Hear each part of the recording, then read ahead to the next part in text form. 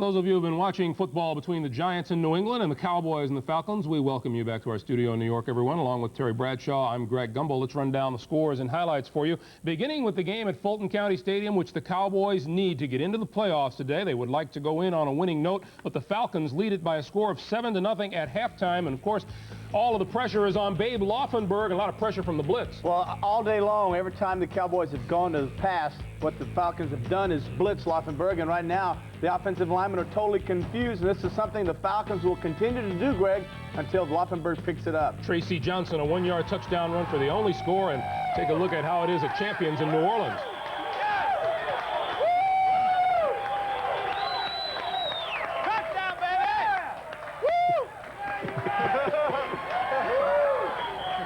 Tommy Barnhart, John Forcade, and Morton Anderson looking on. The biggest Falcons fans in the world right about now, aren't they? It is 7-0 in favor of the Falcons at halftime. They're also at halftime at Riverfront Stadium in Cincinnati. The Bengals needing a win today to make the playoffs. They lead the Cleveland Browns by 2 touchdowns, 14-0. As they approach halftime, it is now halftime in Miami. The Dolphins leading the Colts 16-14. Jeff George has thrown a couple of touchdown passes, including a 63-yarder to Jesse Hester, but the Colts trailed by 2. Halftime at RFK Stadium in Washington, the Redskin defense has shut the Bills down while Chip Lohmiller has kicked 3 field goals. Buffalo's turned the ball over twice, 9-0 Redskins. Halftime at New England, the game some of you are watching here on CBS, and the Giants are leading the Patriots by a score of 13-10. Now the Giants drove 60 yards in 10 plays, and Jeff Hostetler finds Dave Meggett out of the backfield for 17 yards and a touchdown. And that made it 7-0 Giants, but back came the Patriots for the long bomb from Tommy Hudson. All this is simple. 3 defensive backs covering 2 wide receivers, and the safety elects to double the slot. Fryer gets by the corner, says, I think I have help. He didn't have any help over top. Fryer gets by him. Easy touchdown. Barr's field goal as time wound down in the first half has the Giants on top by 3. And San Francisco at Minnesota as they approach halftime. 1 minute to play in the half. The Vikings leading the 49ers by a score of 10-0. The game's lone touchdown from Herschel Walker. Well, all you got to do is get Herschel outside, let him square up his shoulders, and then he's extremely hard to bring down, running over everyone. Seems to me someone even predicted that the 49ers could lose to the Vikings today. Who could that be, Greg? We'll remind you, this is a doubleheader day of NFL action here on CBS. Coming up in our late games, some of you will see the Green Bay Packers play the Denver Broncos. Most will see the Detroit Lions play the Seattle Seahawks. And Seattle remains alive for the final AFC wildcard. With more on this matchup, we go to Vern Lundquist in the Emerald City. The Seattle Seahawks can qualify as the 3rd AFC wildcard team, but first a couple of things have to happen. They must beat the guys who will wear these uniforms, the Detroit Lions, and then sit back and hope that Pittsburgh defeats Houston tonight. So how does Chuck Knox approach this game? Well, our posture is we have to have a fine focus on the things that we have control over. The only thing we have control over is an opportunity against the Detroit Lions. And certainly Barry Sanders will be a guy that we have to be concerned about. I think he's the best running back in the National Football League at this point. And how concerned are the Seahawks about Barry Sanders? Well, every NFL team has a locker room bulletin board. In Seattle's, every item concerns Barry Sanders. I'm able to see and use my peripheral vision, where a lot of guys are, who tend to be more of what they call a straight-ahead runner, who has his focus on just one set target. And I think I'm looking more a lot of times to make people miss and maybe the easy way out or to try to run around someone. So I'm trying to just utilize my options instead of just picking one set thing and sticking with that. Barry Sanders is going for the NFL rushing title this afternoon. Last night, John Madden, who joins me for the broadcast, said Sanders is the best running back he's never seen in person. He gets his first chance today. Now let's go back to New York. All right, Vern, and Seattle can also clinch a wild card if the Seahawks win and Cleveland upsets Cincinnati. And the NFL Today on CBS will continue after this word from your local station. He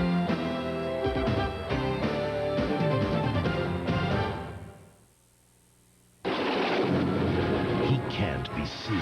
You mean an invisible man? He can't be stopped. Has the Flash finally met his match? Thursday. The undying bonds of friendship. It ain't dying I'm talking about. It's living. The enduring power of love. I knew I'd never be able to keep him at home. Sacrificed for the American dream. They say you're a man of vision. Hell of a vision. America returns to Lonesome Dove, January 20th on CBS. This is CBS. In order to better serve our viewers in some of the outlying areas of Idaho, Oregon, and Nevada, KBCI Channel 2 signal is rebroadcast on these translators. People across America are coming home to Dodge full-size pickups. Dodge half-ton pickups have the longest powertrain warranty in the business. It has the power to tow, and horsepower is the first thing I look for. It's like a tough, durable truck. Dodge Ram pickups have ranked highest in customer satisfaction of all full-size pickups for 2 years running. And can get $3,200 in total savings on a well-equipped full-size pickup. Yeah, we compared, and we came running right back to a Dodge dealer. See a Treasure Valley Dodge dealer now. I just saved a lot of money at the IRS. No, IRS, Inventory Reduction Sale at Vixar Waterbeds. You'll be happy, too, when you see how we've cut prices on overstocked, one-of-a-kind, selected floor model and scratch-and-dent waterbeds and bedroom furniture. But hurry for best selection to our once-a-year IRS. Shop New Year's noon to 7. Big Sur Waterbeds, America's largest. Fairview at Cole in the Westgate One Shopping Center in Boise. Channel 2 Eyewitness News continues to expand its team of news professionals. Beginning January 7th, A.K. Leinhardt joins Phil Amato and Kimberly Van Scoy every weeknight, providing you with Idaho's best local news coverage. And I'm proud to be part of the Channel 2 Eyewitness News team. Matt Biondi, Eyewitness News. Well, the Dallas Cowboys go to the playoffs with a victory here today, but at halftime they trail the Falcons because of Tracy Johnson's one-yard touchdown run. We'll be back right after this. This is how easy it is to collate a mailing on an IBM laser printer. And how easy is it to collate with our major competitor? Probably now isn't the best time to ask. IBM laser printers. Suddenly, nothing else measures up.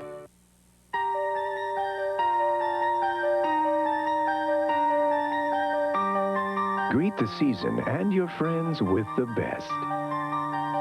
Andre Champagne for the holidays and all year long.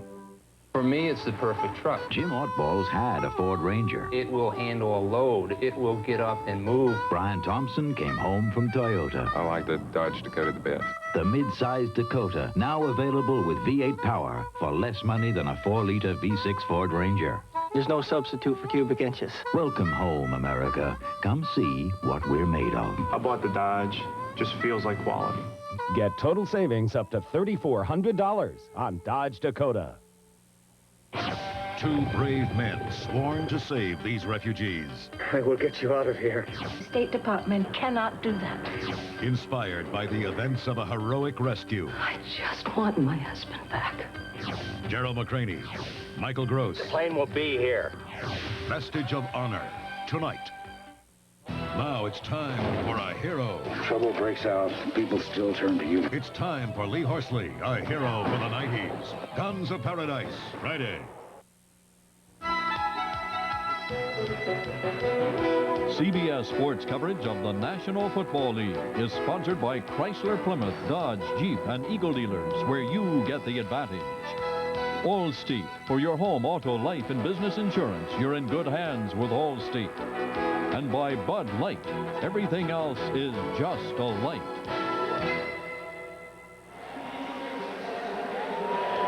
Well, Jimmy Johnson has said we can't rely on the Rams tomorrow night against the Saints to do our job for us. We've got to do it on the field here in Atlanta today. And at halftime, they trail 7-0. Yeah, it really does. It looks tough because they haven't really generated anything offensively. I think in the second half, they have to reduce their formations. They've got to play, and we'll see the touchdown here with Tracy Johnson, 43, coming over the left side, and a good push by Mike Ken. Hoover and also Jamie Dukes, the center. They get a good push, and he goes in there for the touchdown. And it was Hugh Millen's scramble that set that up with the run inside the 1. That was our only touchdown. Leslie Visser's been down on the sideline and keeping track of the Dallas Cowboys. Leslie? Jim and Hank, the mood of the Cowboys as they came up the tunnel was kind of angry and determined. They were yelling, "We're only down by 7 points. We've been down worse than that before this year." Of course, they trailed to both Tampa and New Orleans by 10, came back to win. Troy Aikman told me that in the locker room, Jimmy Johnson said what Hank had mentioned, that it's not the defense. He's pleased with the way the defense has been playing, but there have been too many breakdowns on offense, and they have to give the Babe more time. Jim? Thank you, Leslie. And Babe hasn't gotten a lot of time or much success. You see that the Cowboys have done virtually nothing with just 3 first downs in this first half. Total offense reflects it as well. Just 82 for the Falcons, 62 for Dallas. Willis will kick it away. Laufenberg was just 4 out of 10 for 45 yards and an interception in the first half. I still think, Jim, we started to touch on it at halftime, but they still have to open up the formations. They have to try to play with 3 wide receivers or 4 and see what they get up front. If they get 5-on-5, then they're going to get a chance to run the ball. If they get 6-on-5 or 7-on-5, then they can throw the ball. At least the receivers can get out quickly and they have a chance to make big plays. Right now, they got to throw away the sledgehammer. They've been playing sledgehammer football. They can't win this game with sledgehammer football in the second half. Saxon will try to kick the ball away from Deion Sanders. He'll be trying to kick it around the 20-yard line to the sideline. And Ken Willis is the only kicker in the National Football League that hasn't kicked a touchback all year long. And doesn't figure to here. He's going to pop it up. And it'll be taken by Jones. Keith Jones is going to go.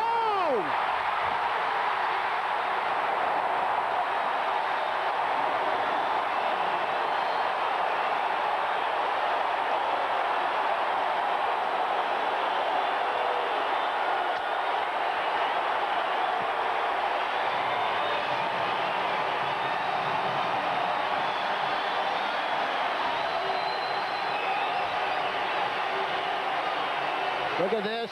The great thing about it, look, there's a missed tackle. There's another 2 missed tackles. Another missed tackle. The kicker is trying to avoid trying to make the tackle. And he goes all the way in for the touchdown.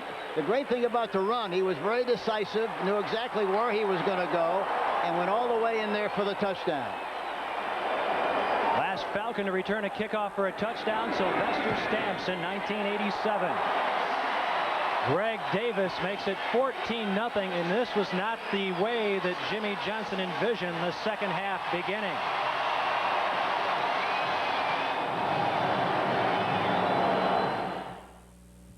The Cadillac Sedan DeVille. The Chrysler, 5th Avenue. It's got a driver's side airbag, air conditioning, a powerful engine, available wire wheel covers, room for 6, dual electric mirrors. As you can see, these 2 cars offer the same kind of luxury.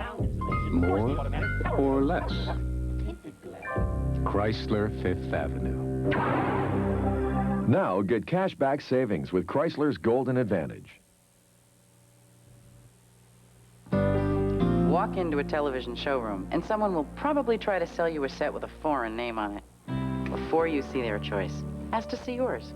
Ask to see the first TVs that combine digital video and audio, with a performance to back it up. Ask for picture-in-picture with triple flashback. Ask for a single remote that can learn to run everything. Ask to see a Zenith. For true innovation in television, quality never looked more like a Zenith.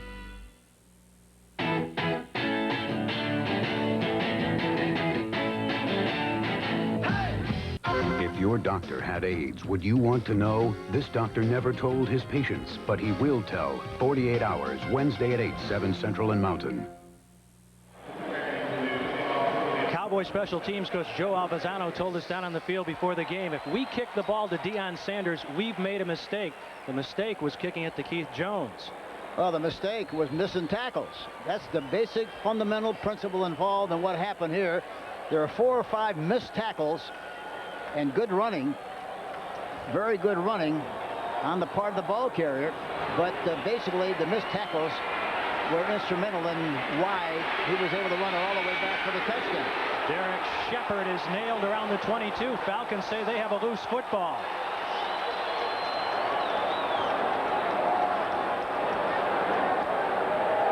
No signal as yet from any of the officials. Let's take a look and see if we can see if a fumble actually did occur. You got to remove some of those bodies. No, evidently it wasn't. Dallas ball. Well, the ball did come loose, but the Cowboys were able to cover it. Yeah, that's what happened. I think it did squeeze out of there. And usually the bigger guy in the bottom of that pile usually winds up with the ball. That time it was squeezed out of there, but Dallas recovered.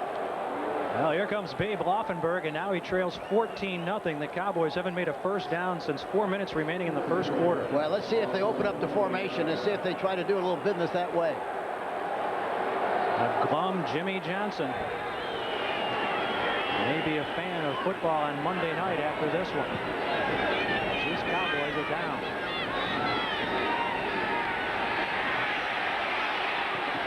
Agee has the ball come from his grasp, incomplete. Ken Tippins, the linebacker out of Middle Tennessee State, on the coverage. Well, if you're wondering what's behind Babe Laufenberg, it's Cliff Stout, and that's it. Well, I don't think you can blame the quarterback for anything that's happened so far. The pass protection hasn't been good. He's got to have security. He's got to be able to throw the football, and I think they got to reduce those formations. Now they're out wide. 2nd and 10 from the 23 for Dallas. Here they come again. Whoop. Laufenberg incomplete. Overthrowing his tight end, Jay Novacek. Now here's a guy that hasn't figured in the game plan at all so far, Novacek. Well, here again, I think what he's going to see, what he saw in that last play, he's going to continue to see throughout the rest of the second half. If something good doesn't happen for the Cowboys, I guarantee you Jerry Glanville will keep putting the pressure on the quarterback, blitzing people, because they haven't come close to picking up the blitzes and providing security for their quarterback, Laufenberg. 3rd and 10 now from the 23.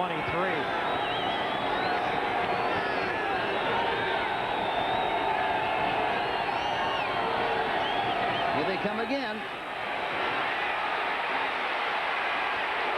Laufenberg is sandwiched, but he does collect his own fumble at the 27-yard line. Boy, how that ball rolled into his belly like it did while he was lying on the ground is unbelievable. Look at his feet coming through there.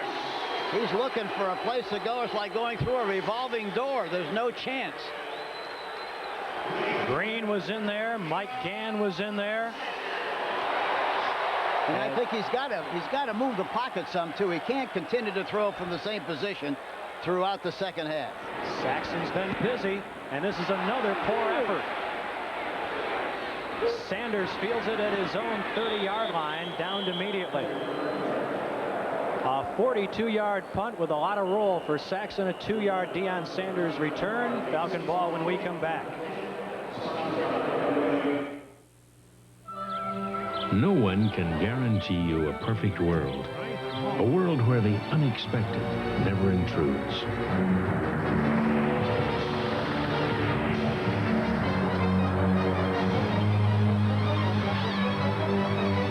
But some of us know we'll be taken care of quickly and compassionately.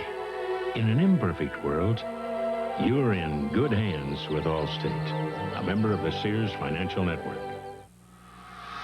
Chrysler announces the Golden Advantage. Cash back of $500 or $1,000 on Dodge Caravan and Plymouth Voyager, the gold standard of minivans. $1,000 or $2,500 cash back on Jeep Cherokee, the gold standard of four-wheel drives. And $300 to $3,000 cash back on other Dodge, Chrysler, Plymouth, and Jeep Eagle gold standards. The Golden Advantage. The savings are like the quality. Good as gold. Hurry, savings end soon.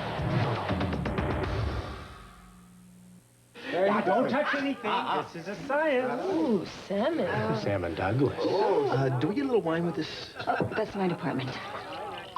Oh, this is great, Carol. What is it? Sauvignon Blanc.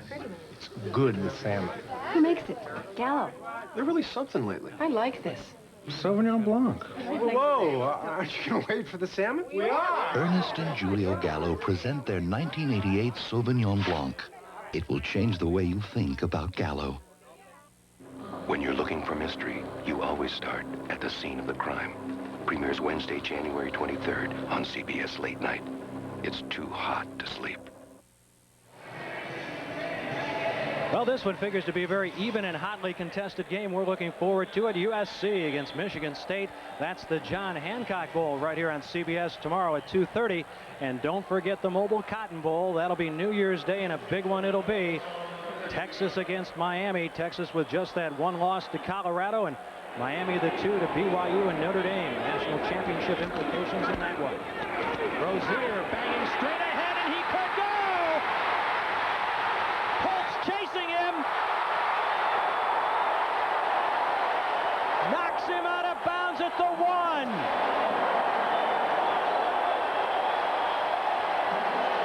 And that's the only thing he could do on that play. Only thing. They'll give him a push to hope to get him out of bounds.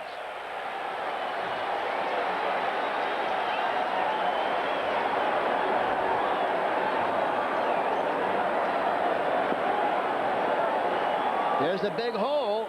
Rozier going all the way. It looks like he switches the ball so he can get a straight arm on Holt. But Holt very wisely pushes him just enough to knock him out of bounds before he went in the end zone for the touchdown. Gets knocked out of bounds and about to 1. Chris Hinton, number 71, really made a great block on the run. Mike Rozier spits out a little of the mud and the goo from Atlanta Fulton County Stadium after a 67-yard ramble. And things continue to deteriorate for Jimmy Johnson. He's got to be in shock after those last 2 plays. Well, the half began badly with a 76-yard kickoff return by Keith Jones. Now he's seen Rozier ramble 67 yards, and the ball is just outside the 1. That's the longest run from scrimmage in Atlanta Falcon history. What an acquisition that man was for $100 off waivers. That's a great compliment to Jerry Glanville. He knew exactly the kind of a player he is. Here's Johnson who gets the call. Tracy Johnson, who scored the only touchdown of the first half, but he's dropped for a loss of about 2. It'd be a miracle if they can come out of here with just 3. Boy, with the Cowboys showing so little offense here, if they're down 21-0, they are in dire shape. Yeah, they're in serious trouble. Serious trouble. That 67-yard run by Rozier, the longest run against the Cowboy defense this season. It broke wide open for him. 2nd and goal from the 3. Jones up, over, but short. Danny Noonan stuffs it. Yeah, he tried to jump over the pile, but gets pushed back. Howard, 99, gets good penetration. They're all up there. Look at that hit. Stubbs is underneath it all, makes the tackle, but they're all in there trying to keep him from getting into the end zone. They stopped him. Here comes Rozier back in the contest. Well, he's not going to get back in. No. They're going to come up to the line of scrimmage too quickly. 3rd and goal from the 2. Jones again diving, not getting there. So the Cowboys have stiffened. You go for it here, Hank? Yeah, I'd go for it. I'd go for it. I sure would if I were Atlanta.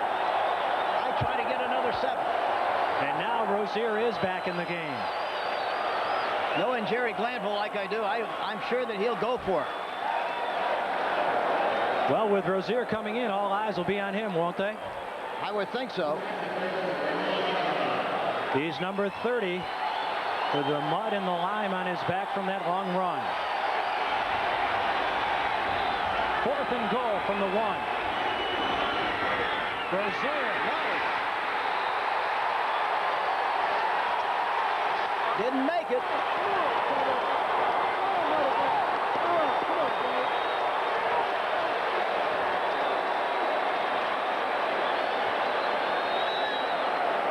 Jerry Jones likes it. Jimmy Johnson likes it. Jerry Glanville doesn't, and so Mike Rozier shares the same sentiments. Hamill and Lockhart stopped him. Great goal lines. Now here we have to be aware and be anxious to see how this goal line stand stimulates or motivates this Dallas Cowboy team, whether this will bring them back to life and whether they'll get something going in the second half.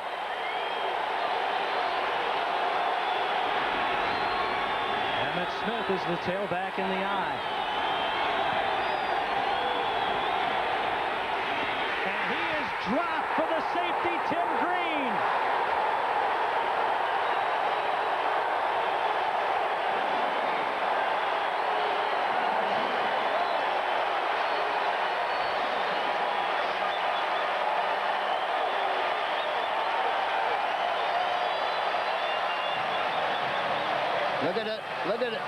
Look at the penetration by Tim Green, 99, and no chance whatsoever.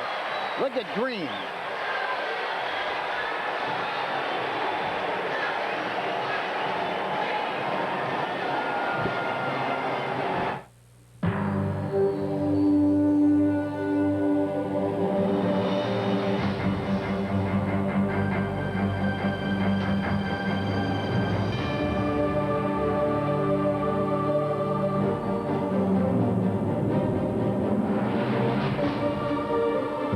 Of the minivan is now complete. Now get cashback savings with Plymouth's Golden Advantage.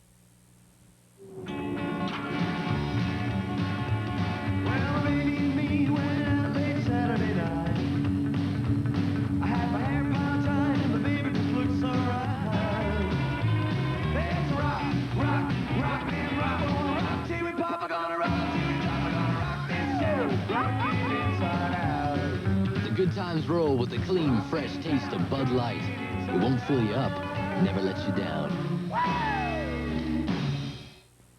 1874, the first transatlantic cable connecting Ireland and America. It was made by Siemens. That was then. This is now. Today, Siemens makes telephone switches that handle 1 million calls in a single hour, carry voice, text, and data on a single phone line. And at 23 research sites in America, the people of Siemens are developing technologies to connect us all to the future. Siemens, precision thinking. Number 4, Miami. Number 3, Texas. 2 powers gunning for the national championship, the Mobile Cotton Bowl Classic. Happy New Year. It's been a disastrous third quarter for Jimmy Johnson and the Cowboys, giving up 9 unanswered points. And he's looking for answers. Well, the call dial-up play. Saxon's free kick is taken in at his own 18 by Sanders.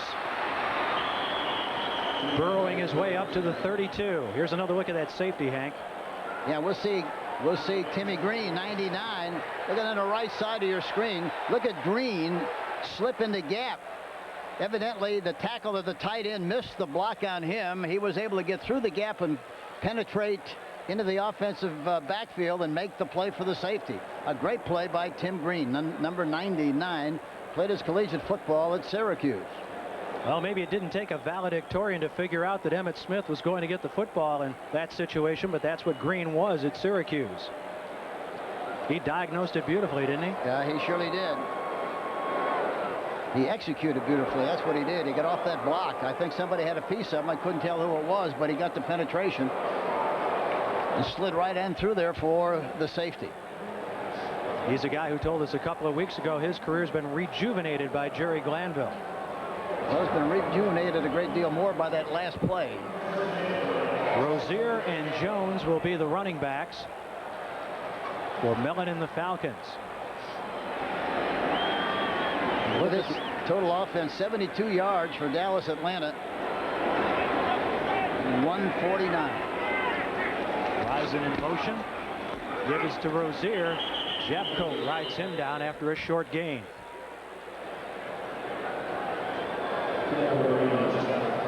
Cliff Stout signed this week has only practiced twice with Dallas. Yeah, he's pacing up and down. I don't know what he could contribute after being in camp only 2 days. And again, the big thing here is not Babe. It's just a question they haven't been able to pass block for him and haven't been able to open any holes. You have to give Atlanta an awful lot of credit for the great defensive job they have done. 2nd and 9 for the Falcons from their 32. They lead it 16-0 here in the third quarter.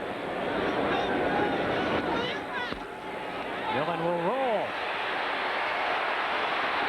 and be sacked back at the 26-yard line. Ball is loose, and the Cowboys have it. Smith, 57.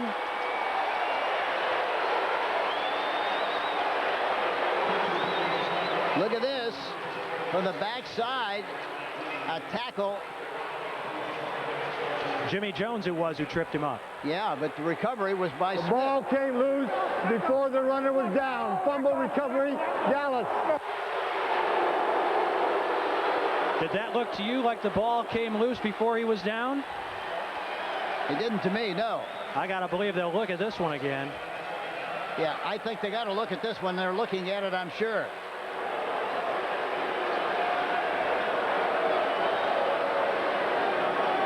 Oh, no, his knee was down, I think. It looked like the knee was down, but you couldn't tell the player blocked the ball. You couldn't tell what happened to the ball. It was a fumble, first down and 10, Dallas. The ball was sticking out to the right side, and there was a player lying on the ground. I think we couldn't see the ball flop out of there, and that was a fumble. And a break for the Cowboys, who need one desperately. 1st and 10 from the 25 of Atlanta.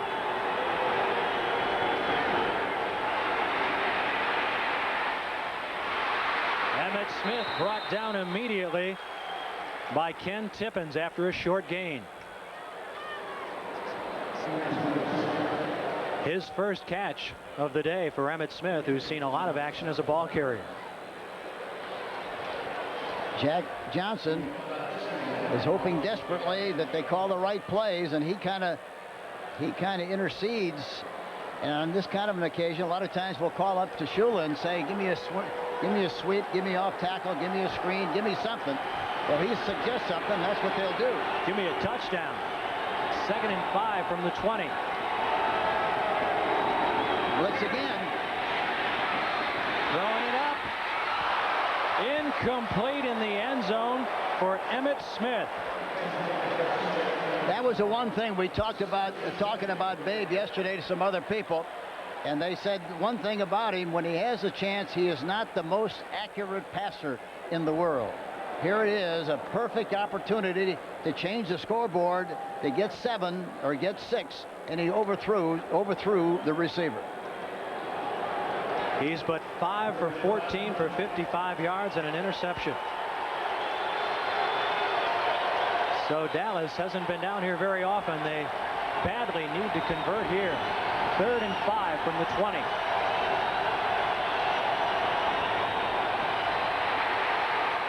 Floats it up for right. It's incomplete, but there's a flag down. He was working on Bobby Butler. All-out blitz again. All-out blitz. And the nice thing, see, they had an open formation that time, Jim. They had a triple wing, meaning 3 receivers on one side, a receiver on the other side. The other great thing about it is to the hands, number 23 defense. Butler. 5 yards, first down. And if they're going to blitz you with that situation, at least you got one-on-ones all over the place. You got a chance to make big plays. And especially you give yourself more time when you're in the shotgun, instead of being under the quarterback with as many middle blitzes as they've had. That's the Cowboys' first down since the first quarter. They've been able to blitz more because Butler's been more accomplished in man-to-man coverage, but he gets flagged here, and it's a first down for the Cowboys at the 15-yard line. They trail 16-0 with 8:59 to play in the third quarter. Smith. Murder. Boy, that's murder. Tim Green again. I tell you, this would be a good time. Here they are again. They got a tight end. They got the normal formation. Try to get outside. There's no place to run. Smith is carrying the ball in the wrong arm, so he can't get any help. In the event somebody does try to make a tackle, he can straight arm somebody, but in that traffic, he's got no chance. They ought to get in a full wide receiver situation and do business that way to reduce those people and get a chance for a big play. Smith has rushed 14 times for just 21 yards. Well, they're still in a tight end situation. 2nd and 10 from the 15.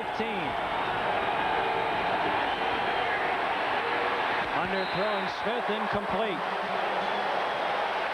Safety blitz again, safety blitz. And again, now they're so gun shy that they're concerned about getting rid of the football because they haven't been able to pass block it.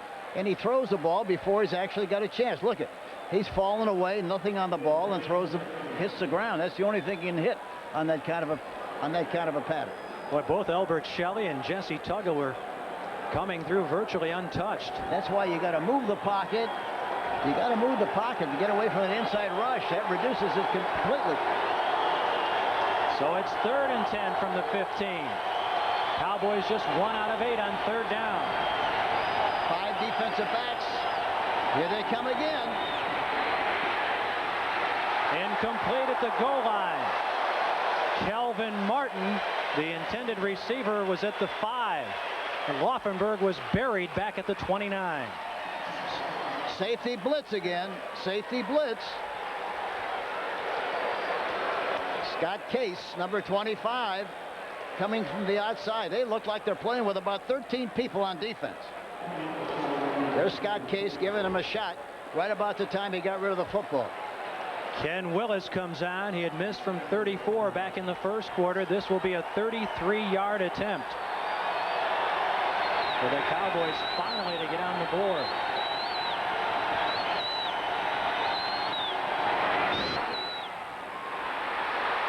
This one is no good as well.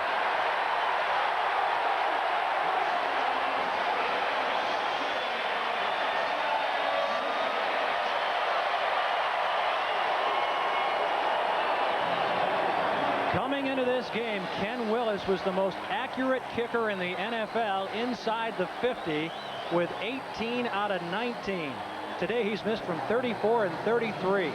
I mentioned early in the game that he didn't kick the ball well in practice. He was psyched out by the mud and the unfavorable conditions. Instead of taking a positive approach and just worried about kicking the ball, he worried about everything else, and in the process this afternoon, he missed another field goal. It's really tough for this young kicker.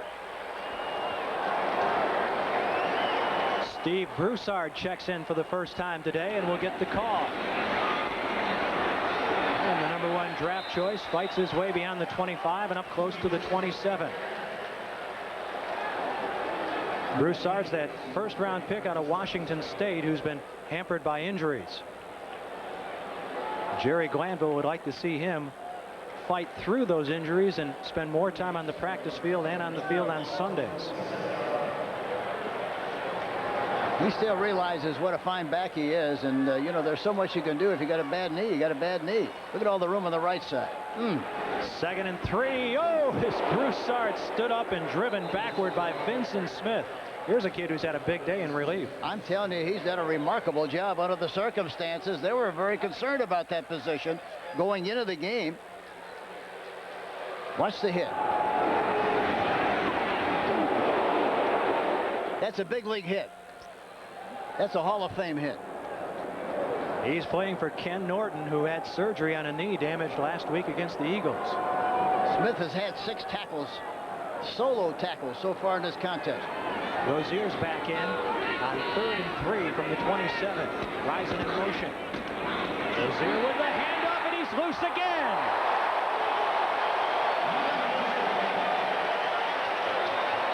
Up to the 45-yard line, a gain of 18. He's over 100. Somebody missed. Somebody missed. They got penetration. Let's see who got in there and missed it. Oh, he's way outside. 45. Hendricks. Hendrick came through there, but way wide. He went right inside of him with a corner blitz. James Washington eventually brought him down after that 18-yard gain. 12 carries for 113 yards for Rozier. Eisen in motion. Look at all the room passing-wise on the right side. They're going to run it again with Rozier, and again he's going to pick up substantial yardage into Cowboy territory. We're in Atlanta, Fulton County Stadium, and it's been a big third quarter for the Atlanta Falcons. They lead it over the Cowboys 16-0. The Cowboys need the win to be in the playoffs. If not, they must rely on the Rams tomorrow night in the Superdome against the Saints. In rushing yards, Dallas 30 yards rushing, and Atlanta 129.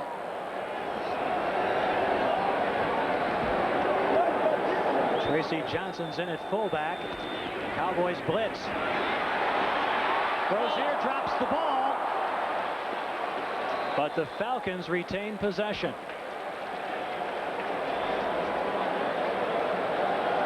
Sean Collins comes away with it. Safety blitz that time too, and the thing that happens when you blitz linebackers and safeties, if you get through the crack, boy, it's a bye-bye blues. You got a great chance to go all the way because there's no pursuit. But the Cowboys are getting desperate, aren't they? Well, look at the comparison between Smith and Rozier. 21 yards, 1.5 for Smith. Rozier 127, 9.1. That's hard to do in a pregame warm-up, get that kind of yardage. 1st and 10 from the 39. Give it off to Johnson, plowing straight ahead for a couple. Rozier told us yesterday, make sure that you thank Mike Holovac for me on the broadcast tomorrow. Yeah, he did say that, didn't he? Holovac, of course, the general manager at Houston. Jerry Glanville never got along with him there, neither did Rozier. And what a great acquisition Rozier was. Well, that's the nice thing about having someone like Rozier, Jerry Glanville. He knew what he was getting. He knew what a big heart he had, what a great competitor he was, and he knew that he would be a great influence on this football team from a leadership standpoint. He has been that. 2nd and 7 from the 36. Broussard. He runs into a pile after a short gain. Well, they're going to take as much time off the clock as they possibly can. Talking about Atlanta. And especially so the way they're moving the football. The time is running out for the Cowboys. 2:52 to play here in the third quarter. They're down 16-0. They've had virtually no offense. They must win here today to make the playoffs on their own. If not, they must rely on the kindness of strangers in New Orleans, because that's where the Los Angeles Rams will be playing tomorrow night in the Superdome against the Saints. I'm sure all the fans in New Orleans are full of happiness. A lot of smiles at this stage of the game. Not very often are they rooting for the Falcons in New Orleans, but they certainly are today. 3rd and 3 from the 33. Rozier. Tripped up at the 29. Robert Williams on the tackle.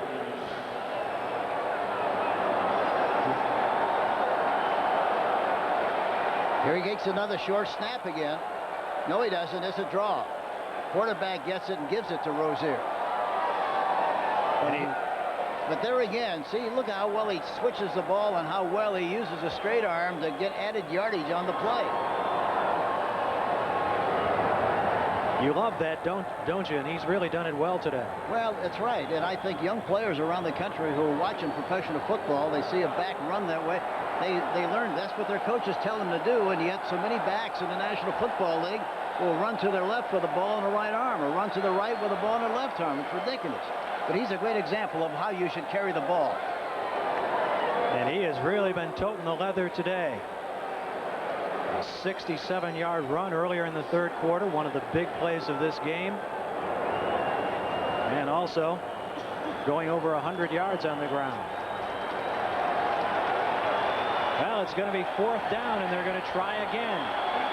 They've made it once, they've failed once. Rozier up, over, and it looks like he has it. He needed about a yard.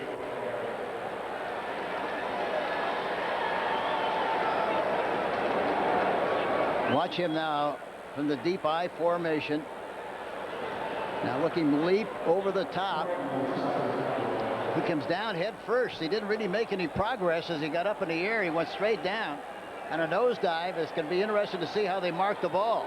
It's going to be close. They'll bring the sticks in from the near sideline. Concerned by Jimmy Johnson. And he picks it up. Mike Rozier, the main man for the Falcons.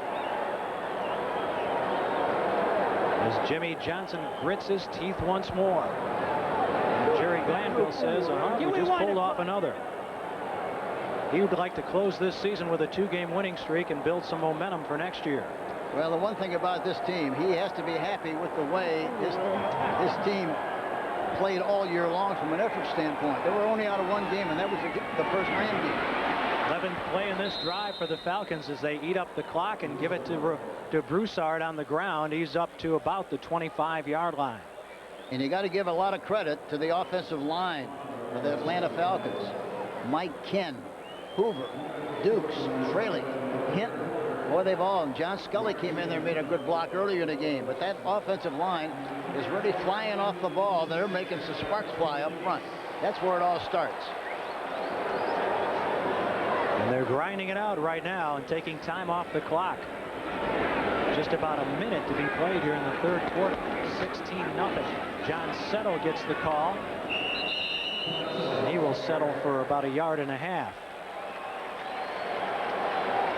Settle's a guy who's really been in Glanville's doghouse. Hasn't played much after gaining over 1,000 yards for the Falcons back in 1988. It is his speed that is suspect. Yeah, I think that's the only reason. I think he's a great kid, and he hustles well, and he plays hard, does everything that he's supposed to do, but, you know, he just doesn't have the speed to compete with the other people on his squad. Look at Minnesota cutting up the 49ers, 10-0. And here the Falcons are doing the same to the Cowboys. And Washington is chopping up Buffalo, too. Of course, Buffalo playing with a lot of guys missing. There's that snap to Rozier once more. And he battles his way inside the 20, close to a first down. It appears he'd be a bit short, but we'll see. Jimmy Jones and James Washington combine on the stop. Bates blitzing on the play, number 40 on that last play. And they're going to measure. Given the Falcons' success on 4th down on this drive and throughout the day, they'd probably go for it anyway. You know, if he went for it down the other occasions, he'd do it again, but they make it. They don't have to worry about it. New point. They wind the clock. And the 3rd quarter is history. That's the end of the 3rd quarter with our score. The Atlanta Falcons 16, the Dallas Cowboys nothing.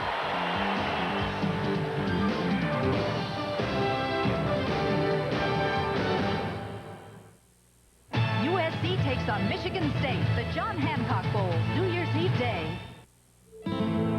The thirst for adventure is Michelob Dry.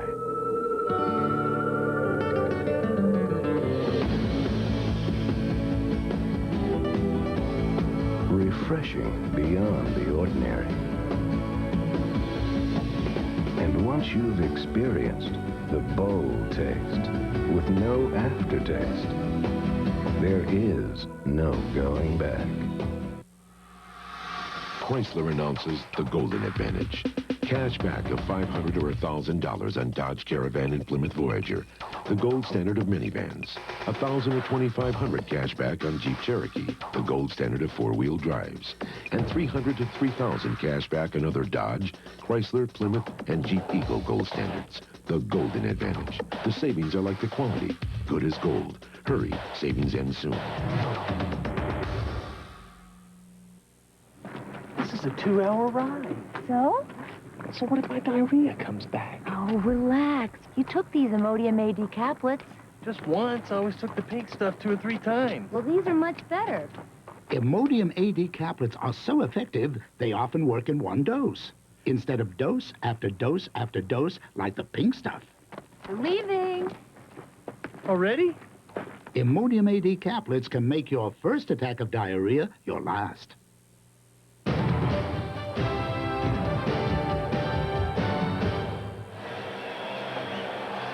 Well, do the Cowboys still believe in Babe? They've got 15 minutes left. They haven't put a point on the board yet. Well, I think what has to happen, I think Jimmy Johnson has been around long enough. He has to tell his squad, listen, we're 16 points down. That doesn't mean we're 16 plays out of this game. We're only 2.5 plays. 2 touchdowns and a field goal, we win the game. That's what he has to sell his team. And they got to come out in the second half and throw away the high-button shoe offense and start doing something with open formations, try to get some yardage going up and down that field. But first, they've got to get their hands back on the football. And they've had a hard time doing that in the third quarter as this drive continues. Yeah, they're playing keep away and doing a good job of it. First play of quarter number 4. Falcons leading 16-0. The Cowboys, who had it in their own hands just 2 weeks ago, may now be taking out memberships in the Los Angeles Rams fan club.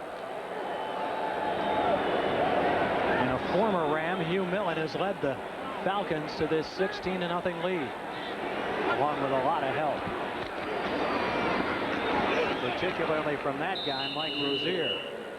And the nice thing about what the Falcons are doing, they're playing with a tight end and 2 receivers on the outside. So they have the receiving aspect of it available if they want to throw it, and then they have the tight end along with the 5 linemen in there to also do a good job of running like they're doing right now.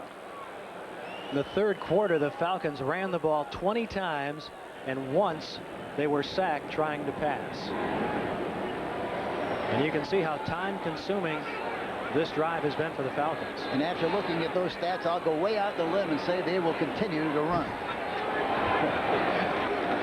It's a very thick wind at the moment as Mike Rozier picks up another first down. That's what I mentioned a moment ago. That time they played with 4 wide receivers.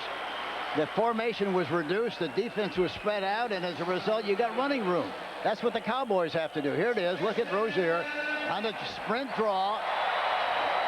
Goes through that big hole and picks up another big gain on the play. But see what that does. It takes away, you can't overshift or do anything because the tight end is not in there. You got to reduce the formation defensively, and you got a lot of running room.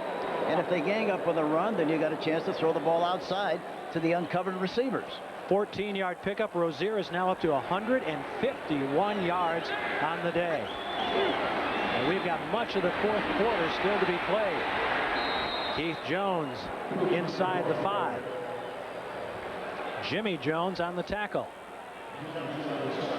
Jerry Jones on the sideline, feeling worse by the moment.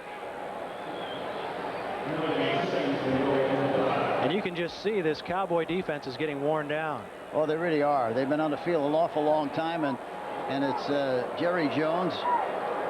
Talked to him before the game. He was very enthusiastic and very involved and hoping for the best here this afternoon. It hasn't worked out that way so far.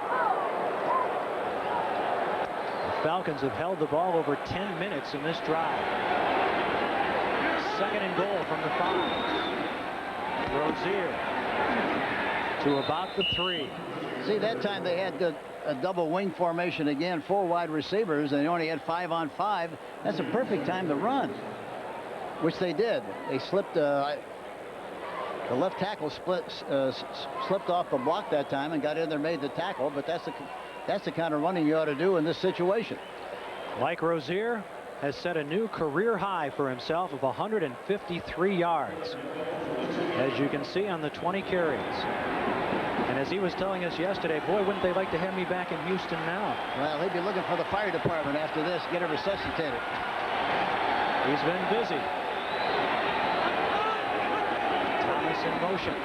Rozier bangs his way down close to the 1. Well, there you go. That was a trap from the same 4 receiver setup. Had some running room. Well, it's 4th down, and now it looks like the Falcons will kick. Millen's coming to the sideline. They have to kick, and now if they get 3, it'll be not 2.5 plays, but there'll be 3 plays to get back in this contest. Greg Davis comes on. And this will be a very short one. And he's made 18 out of his last 19 field goal attempts inside the 40. It'll be just a 19-yard attempt. But the Falcons blocked one of those last week by the Rams from the same distance. Falcons take a delay of game penalty, so this will make it a longer field goal. 24. We talked about the fact the Peach Bowl was played here yesterday, and they chopped up the field quite a bit, but the field today looks like a great big peach pie. With some of its contents oozing out all over the place. Well, we mentioned earlier that Greg Davis, who's been in the league for 4 years, says this is the worst he's ever seen at Atlanta Fulton County Stadium. They played a rugby game on it before the game. That helped it a lot. Well, they want to make sure it was going to be bad. 23 yards officially on this field goal attempt by Davis. 3 more nails in the Cowboy coffin. Our coverage will continue after this message from your local station. You're watching the NFL on CBS. This is CBS. I just saved a lot of money at the IRS. No, the IRS inventory reduction sale at Big Sur Waterbeds. You'll be happy too when you see how we've cut prices on overstocked, one-of-a-kind selected floor model and scratch and dent waterbeds and bedroom furniture. But hurry for best selection to our once-a-year IRS. Shop New Year's noon to 7. Big Sur Waterbeds, America's largest. Fairview at Cole in the Westgate 1 Shopping Center in Boise. You know, Jim, one of the most important aspects of coaching is knowing when to go to that bench. I know what you mean, Paul. In fact, I thought the coach was going to put you in right there because he needed somebody to grab some rebounds. You know, what we need right here is a little shooting, I think. Maybe there you go. You're it. Wait a minute. I thought I was the guy. I can hit that outside jump shot. Well, the coach is supposed to know when to go to the bench. For the best play-by-play, Jim Brinson, Paul J. Schneider, AM 67 KBOI. There's no substitute. Our last sale of the year has already been a huge success. With bargain prices like we've been advertising, I understand why. Here are just a few more you should be aware of. 1989 Geo Spectrum, $46.95 or $79 a month. 90 old Sierra, Pontiac Grand Am, or Geo Prism, $89.99 or $149 a month. Our truck selection and prices are the best they've ever been. Don't forget, we'll be open this Sunday, 11 to 5 in Boise and Ontario. And remember, nobody beats a Dennis Dillon deal. I'm Dennis Dillon. I guarantee it. Jim Brinson, Eyewitness News.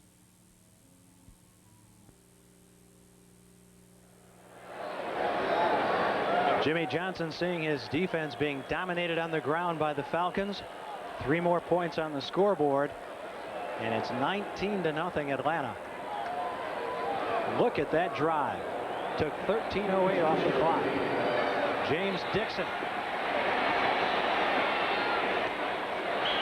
to the 21. And Babe Laufenberg gets the call once more, and you can see by his jersey today that he spent a lot of time on his back. Hasn't been sacked a whole lot, but he has really been hurried, and his numbers reflect it. Laufenberg this half, 1 out of 6 for 5 yards. And it all goes back to that pass protection. He hasn't had any pass protection here this afternoon at all. Every time he went back in the pocket, it was like throwing a hand grenade. Pull the pin and fall back. Usually with about 5 black shirts on your face. Falcons only rush 4 this time. And Michael Irvin makes a leaping reception at the 37-yard line. That's his first catch of the day. That's what they have to do. They play with 4 wide receivers there finally. And that's their only salvation. 16-yard pickup. Irvin's shaken up.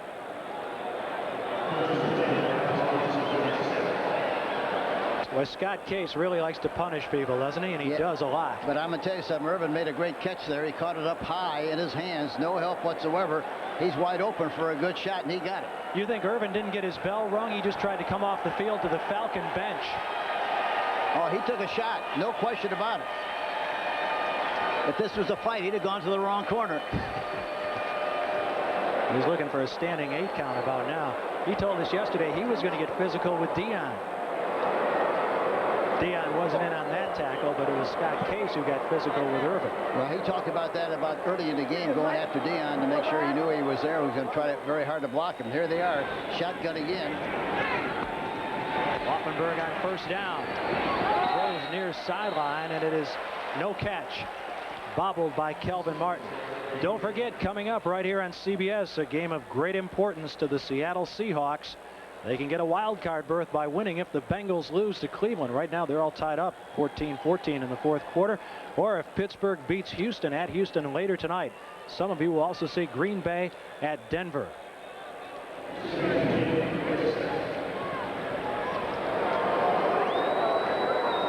You can see the fight the Bengals are in with the Browns.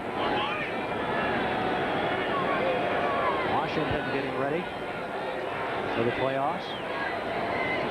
Philadelphia will have the home field advantage after their win yesterday. 2nd and 10. Laufenberg again, and again it's Calvin Martin. By the time they had 7 defensive back and blitz Sanders on the outside. Cowboys will come with their 2-minute offense with 9 minutes remaining. Such are the dire straits they're in. 19-0 they trail. Here they come again. Somebody's got to be open. It's Deion Sanders. Look out! Look out! So long!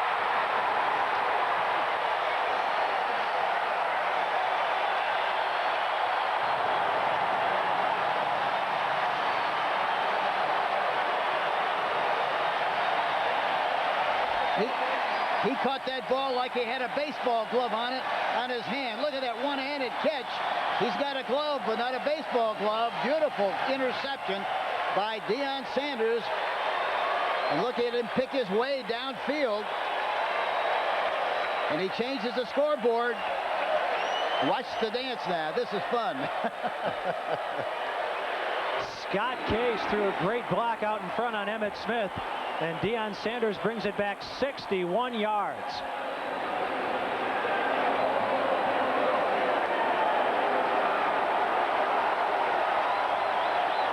Now, we didn't quite catch that excessive demonstration in the end zone by the Falcons, but Deion and Andre Bruce and a whole bunch of others were down there, so they'll eventually be penalized for that. So the Falcons have broken it wide open here in the second half. Davis adds the extra point.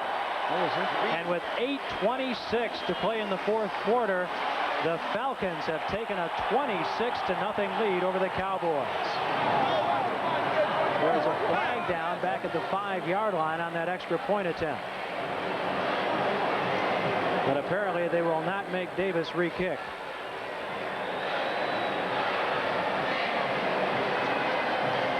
Disqualification. Disqualification. Unsportsmanlike conduct. Disqualification. Number 77, Atlanta. Number 45, Dallas. Both disqualified. That's Rick Bryan of Atlanta. And Hendricks for the Cowboys. A concerned Jimmy Johnson looks on. The United States government has awarded Cadillac the highest honor in American business, the Malcolm Baldrige National Quality Award. It is the first time this award has been given to an automobile company for its quality achievements in satisfying the customer. So in a very real way, Cadillac's success is also a victory for the American consumer. Another reason why the only way to travel is Cadillac style.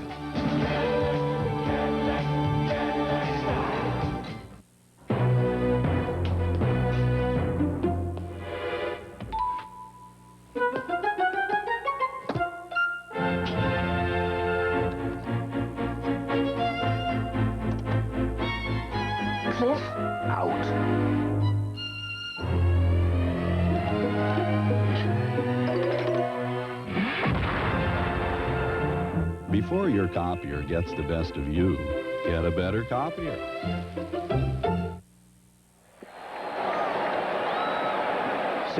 Watch Manny Hendricks on the inside, number 45, on your left side of the screen. There he is. He's in there with Bryant. And they're doing a little pushing and shoving, stretching the pores a little bit. Nothing much happening, but they both get thrown right out of the football game.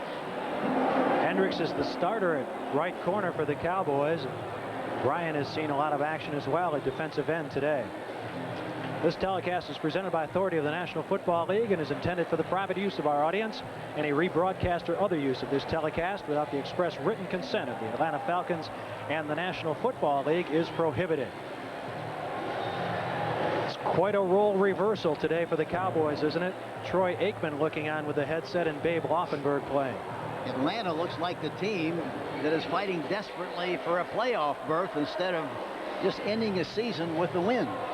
Well, they've got a 6th sellout crowd here today looking on. A lot of them are Cowboy fans, but this is the kind of rejuvenated atmosphere for the Falcons that they had here early in the season. Well, I think they have a lot of confidence in the future of this football team under the direction and guidance of Jerry Glanville. He's really done a terrific job, as has Jimmy Johnson. But this team is a team of the future, I'll guarantee you. Both of these young teams, especially when they get Troy Aikman back. And they both got multiple draft choices in the first round this coming spring. I'm going to tell you another thing. Hugh Millen has done a good job here this afternoon. You don't even know he's been in the game, but he hasn't created any problems and made some big plays that help this team win this game if they're going to win it this afternoon. And there's a look at Hugh Millen, who was making just his 3rd NFL start here today. His 2nd as a Falcon. Millen has completed 8 of 13, Jim, for 68 yards. Hasn't made the big mistake, as you said. Davis drives Dixon 3 yards deep, and he won't bring it out. This is Jim Henderson along with Hank Stram. We're in Atlanta Fulton County Stadium with 8:18 to play here in the 4th quarter, and maybe on the Cowboys' playoff chances, pending what's going to occur tomorrow night in New Orleans. You look at Dallas, total ineptitude on offense. Mike Rozier has had a monstrous day. And Babe Laufenberg woke up from his dream here this afternoon. You don't think the people, our friends in New Orleans, are going to celebrate anything tonight, do you? Doesn't take much for them to celebrate back there in any event. No, all you have to do is whistle and walk down Bourbon Street, and you got a parade. They're probably boxing up some care packages of gumbo to send to their great friends up here in Atlanta. Laufenberg under siege. Completes it up to about the 24-yard line to Kelvin Martin. Scott Case with another big hit. Case was the NFC Defensive Player of the Week last week for his work against the Rams in victory. The ball be spotted up at the 25-yard line where it's 2nd and 5. And it's beginning to rain. Once more. Oh, look at Case pour in on Laufenberg.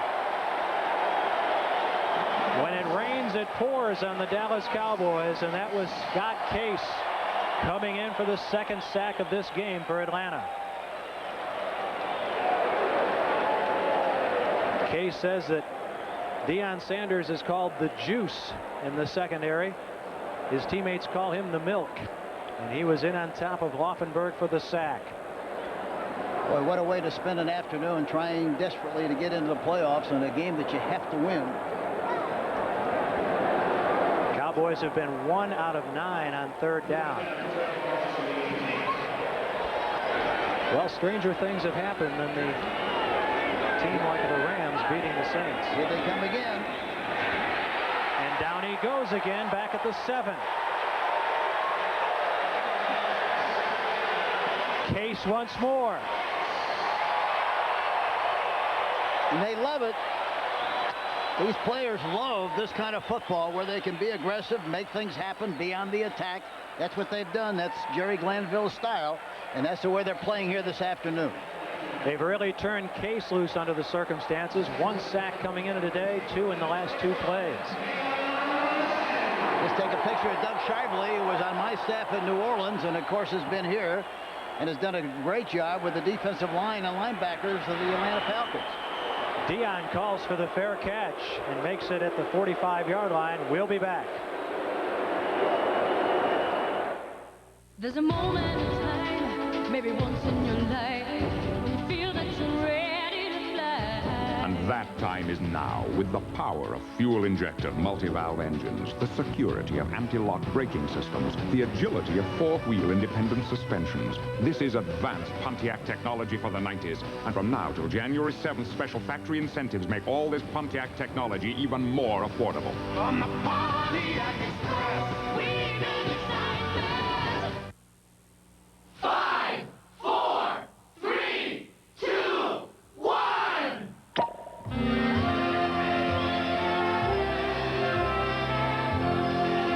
Tots, the premium choice. Dropping off your film is like dropping off your kids. You worry. Bye, son. See you soon. Relax. If you see this Kodak Color Watch seal, they'll get great development.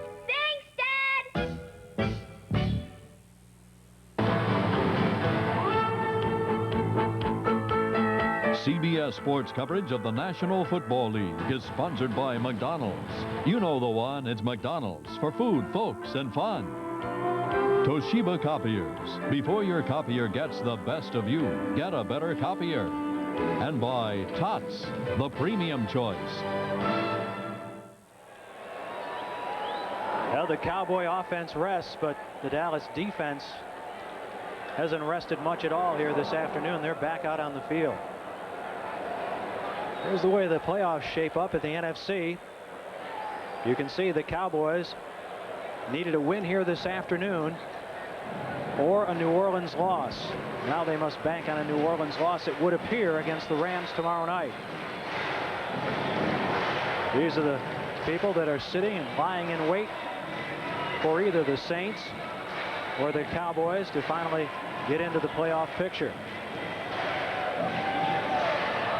Been a long afternoon for Emmitt Smith. Been a long afternoon for all the Cowboys. It's a tough way to go out. Of course, it's not over yet. Andre Rison with the reception, driven out of bounds after a short gain. And he has tied a club record with that reception. I said it wasn't over yet, meaning that the Rams still have to play the New Orleans Saints on Monday night, and New Orleans has to win to get into the playoffs, and I think everybody feels that they will win the way the Rams have played the last few times out. Yeah, and you have to wonder, will the Rams be at all rejuvenated with Johnny Robinson re-signed? Well, that's the question. You never know what's going to, pump up a team. You never know what's going to happen. 2nd and 6 here for the Falcons, and they'll throw the ball. And it'll be caught by Rison at about the 42-yard line. That breaks the record, and you can see how the Falcons are saluting that addition. What an addition he's been this year. And a couple of weeks ago, he was so banged up that he couldn't practice. And he said to him while he was dressing before practice, he said to one of his teammates, "If you'll tie my shoes, I'll practice today." He couldn't bend over to tie his shoes. True story. And that's the kind of attitude that Jerry Glanville loves. Andre Rison headed to the Pro Bowl, where he'll start along with Jerry Rice. Rison has caught 5 balls for 49 yards. Last week he was a decoy. He was so banged up, they just put him in the game to go from side to side. He was getting double coverage, and nobody knew that he couldn't run. Tracy Johnson and Steve Broussard will be the running backs for the Falcons once we return to action here. I must mention our friend Dean Kleinschmidt in New Orleans called Jerry Ray before the game and said, if you beat the Cowboys, I'll buy you dinner. We'll look for a star in the East if that happens, but at least he made Dean Kleinschmidt being the trainer for the New Orleans Saints. And Jerry Ray, the trainer for the Atlanta Falcons. We're going to look at this one again to see whether the catch was made by Rison. You can judge for yourself. He might have to try to set the record again. Well, they had a couple of replays here today. Boy, they had a ton of them here last week when the Falcons took on the Rams. And don't forget, straight ahead right here on CBS, you'll want to be watching Detroit and Seattle as the Seahawks still trying to get that wild card berth in the AFC. And for Detroit, they're trying to make Barry Sanders the leading rusher in the NFL. They allow the catch by Rison, and play will continue, and the clock will continue to run. It's bearing down on 5 minutes. Babe Laufenberg said in all of his travels around the NFL, he learned one thing: don't buy a house. If I were a real estate agent in Dallas, I don't think I'd be giving him a call tonight. Well, he's already got 3, so I can understand why he wouldn't buy another one. Steve Broussard is swarmed over and dropped for a loss on 1st and 10 from the 42 of Dallas. Well, that defense of Dallas has been on the field a long, long time. And Jimmy Johnson's concern going into the game was the offense, and it was justified. They just couldn't get anything done here this afternoon. The defense certainly played well, considering the fact they've been on the field so much of the time this afternoon without any help whatsoever from the offense. They never could find anything offensively to hang their hat on, could they? No, it was a grab bag thing all afternoon. Nothing they did worked, and I thought they might have been able to start early, but earlier with a wide open kind of an offense. But the pass protection was just horrendous. They just never did any kind of a job at all of protecting the passer, and that's what it's all about. Broussard again. Ball is free. Picked up by James Washington of the Cowboys. And it's Dallas's ball.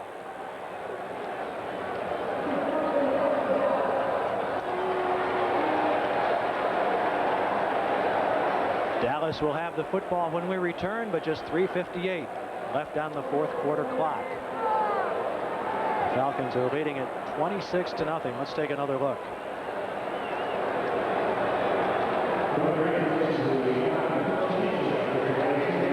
Here we see it. Broussard cutting to his right. There again, you don't know where his knee was. You couldn't tell for sure whether his knee was down or not. That's been a problem for him this season, hasn't it? Costly fumbles. Yes, that's right. And the worst thing about it is, there again, he's carrying the ball in the wrong arm. So the Cowboys will have it, but not much to do offensively. And not much to work with. That's the best run of the day for Emmitt Smith. He came into this game with 903 yards on the ground, and he's locked in a battle with Johnny Johnson of the Cardinals to become the leading rusher among rookies in the NFL. And they might be saying, let's at least salvage something out of this game. Let's see if we can get Emmitt Smith his 1,000 yards. He's only picked up 33 on the day. In 15 carries, that one went for 12. He needs 64 more yards to break 100 today. Timeout. Or to break 1,000 for the season, I should say. A timeout with 3:51 to play, and the Falcons lead 26-0. AT&T, the right choice. Fran Tarkenton threw a record 342 touchdown passes in his career, but who holds the record for consecutive games with at least one touchdown pass? John Unitas of the Colts, Joe Montana of the 49ers, or Norm Van Brocklin of the Rams? Which would you choose? Did you know it's tough getting business people to agree on what's best?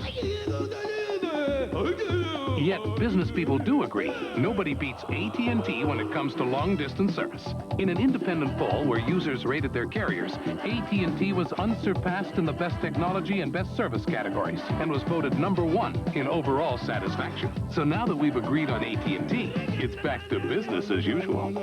Quality, another AT&T advantage. John Unitas compiled the pro football equivalent of Joe DiMaggio's hitting streak. If you said Unitas, you made the right choice. When Pontiac set out to create a dramatically different minivan, they had two basic design objectives: ultra-efficient air management and just plain looking good.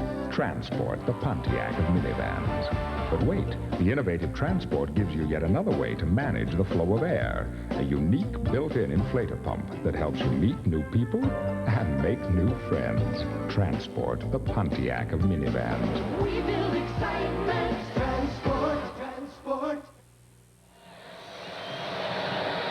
It was a tight game in the first half as the Falcons led at intermission 7-0, but they have broken it open here in the third and fourth quarters. And right now, all the Cowboys can do is look at individual honors, and Emmitt Smith has gained one of those.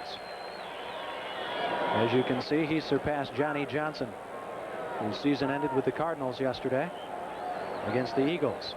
You know, the Cowboys have only had 48 yards of offense since the first quarter. Murdered. They knew they had to run Smith a lot, but he's never been able to really break free. They haven't had many other weapons. It's 1st and 10 at the 45-yard line of Atlanta. Here they come again. And Laufenberg overthrows his intended receiver, Derek Shepard, by some 10 yards.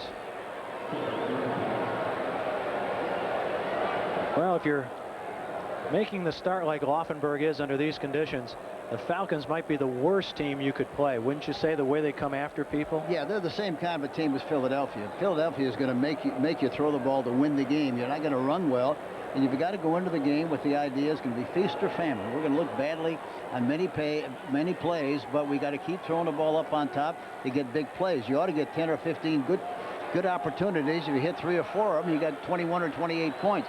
Cowboys were not able to do that. Protection is just ridiculous. Not too good right here either, though. Laufenberg will scramble out of it. Throw downfield. The catch is made by Martin around the 27-yard line. You know, the only big play the Cowboys made today, that goal line stand, and then on the first play from scrimmage, they give up the safety, and they've had no life since. Yeah, that stuck a pin in the balloon. I think they were very excited about what they just did, and they will come right back and give them a safety, and then they got to kick the ball back to Atlanta, and the whole thing changed right after that. They're still blitzing. Another blitz on that last play. Tippins. It's the running back Smith in the backfield. There's a guy who's had a pretty good day as well, Ken Tippins. He's had to play a lot for John Rady, who got shaken up. Well, Troy Aikman faces the prospect of surgery in the days ahead after that third-degree shoulder separation last week against the Eagles. And I'm sure he can't believe what he's seen here this afternoon, because talking to him before the game, he was very optimistic. Laufenberg's got Novacek wide open for the touchdown. 27-yard strike. There's that feast or famine you were talking about, Hank. Yeah, that's the all-out blitz, see, and you got to keep throwing that ball up on top, because you're going to get some big plays. You're not going to do it taking the bus, trying to run the football.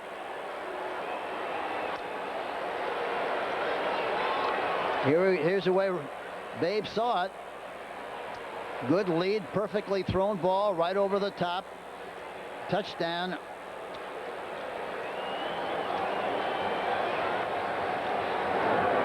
Look at Laufenberg right about there. He threw the ball and he still got a massage in the back.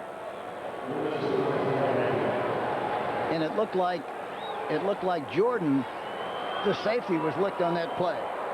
Number 40. The extra point is up and good. And that makes it a 26-7 game. Novacek came into this game as the leading receiver in the NFC among tight ends, and yet that was his first catch of the day. They really never looked for him. No, never had a chance.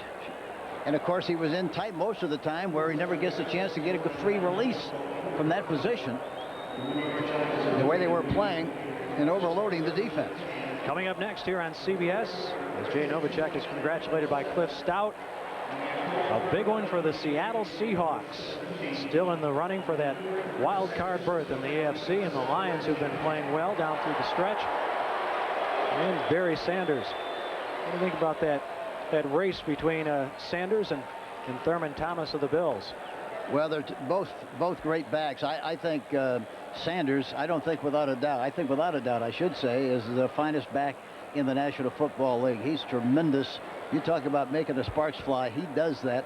I think the Detroit Lions are a little bit like Atlanta, like the Atlanta team we're seeing here this afternoon. They're playing with a lot of animation, a lot of enthusiasm, a lot of motivation.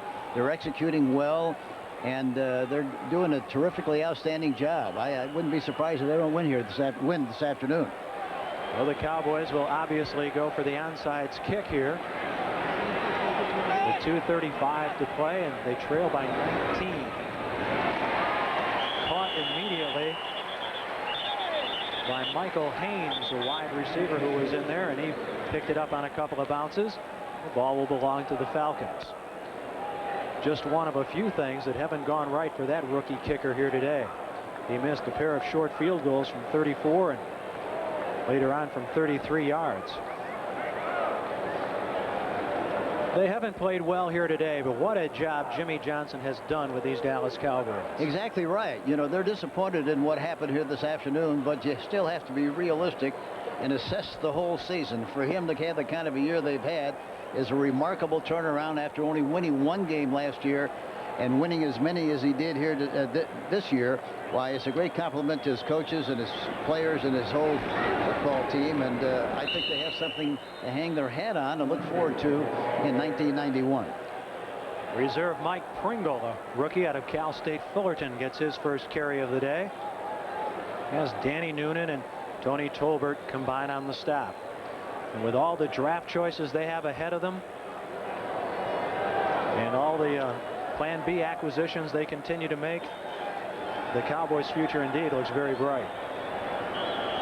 We have reached the 2-minute warning here at Atlanta with our score: the Falcons 26 and the Dallas Cowboys but 7. The thirst for adventure is Michelob Dry.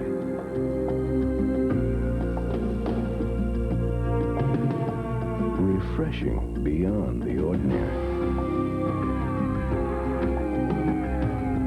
And once you've experienced the bold taste with no aftertaste, there is no going back. They say you get what you pay for.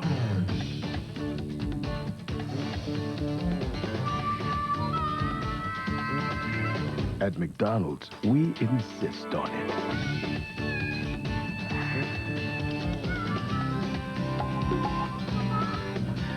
For your good money, you'll find just one offering here. Good food. McDonald's. Always good food, always good value. Pontiac Grand Am. The best-selling compact in America can now be leased for only $199 a month. The 1991 Grand Am LE, driving excitement made easy, with an automatic transmission, air conditioning, stereo cassette, and no down payment. This may be the best time to experience the thrill of a 91 Grand Am for yourself. But don't wait too long. This is a limited offer, and at only $199 a month, they'll be moving fast.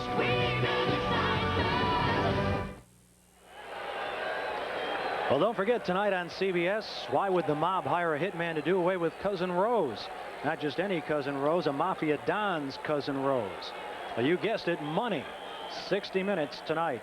Then it's Murder, She Wrote, followed by the CBS Sunday movie Vestige of Honor, starring Gerald McRaney and Michael Gross.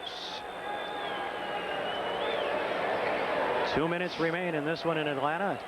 Sold-out crowd was on hand, but they've headed for the interstate.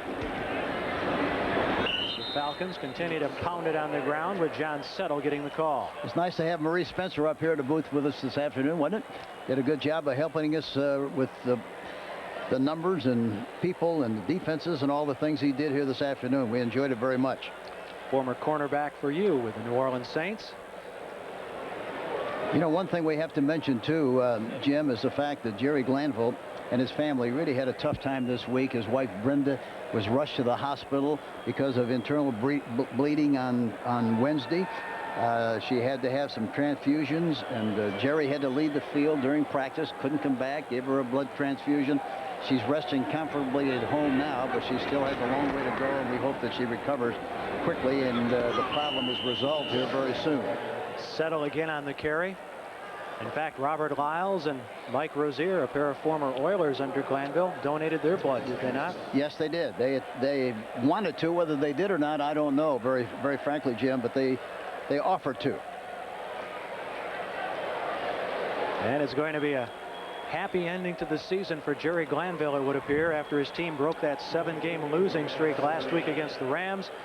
They have continued to play well, and it looks like win here today. Miami a winner over the Colts as the Dolphins get ready for the playoffs. As you check out the scores around the NFL today.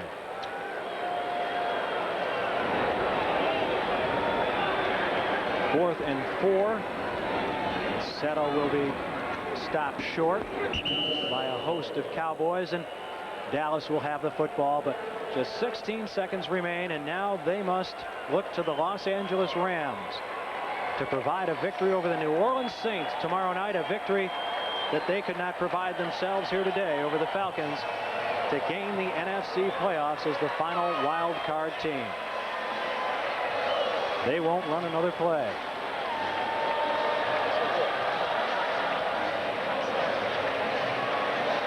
And in New Orleans, where they celebrate Groundhog Day and everything else, they're celebrating for the moment in anticipation of the game with the Rams tomorrow night. Be a hot time in New Orleans tonight. Well, the Cowboys will come up and run another play, it would appear. 16 seconds, all that are left on the clock for Dallas and Babe Laufenberg. Gerald Johnston will get his first carry up to the 49-yard line, and that will do it. The Cowboys show no inclination to stop the clock, and the Falcons have closed this season with a victory.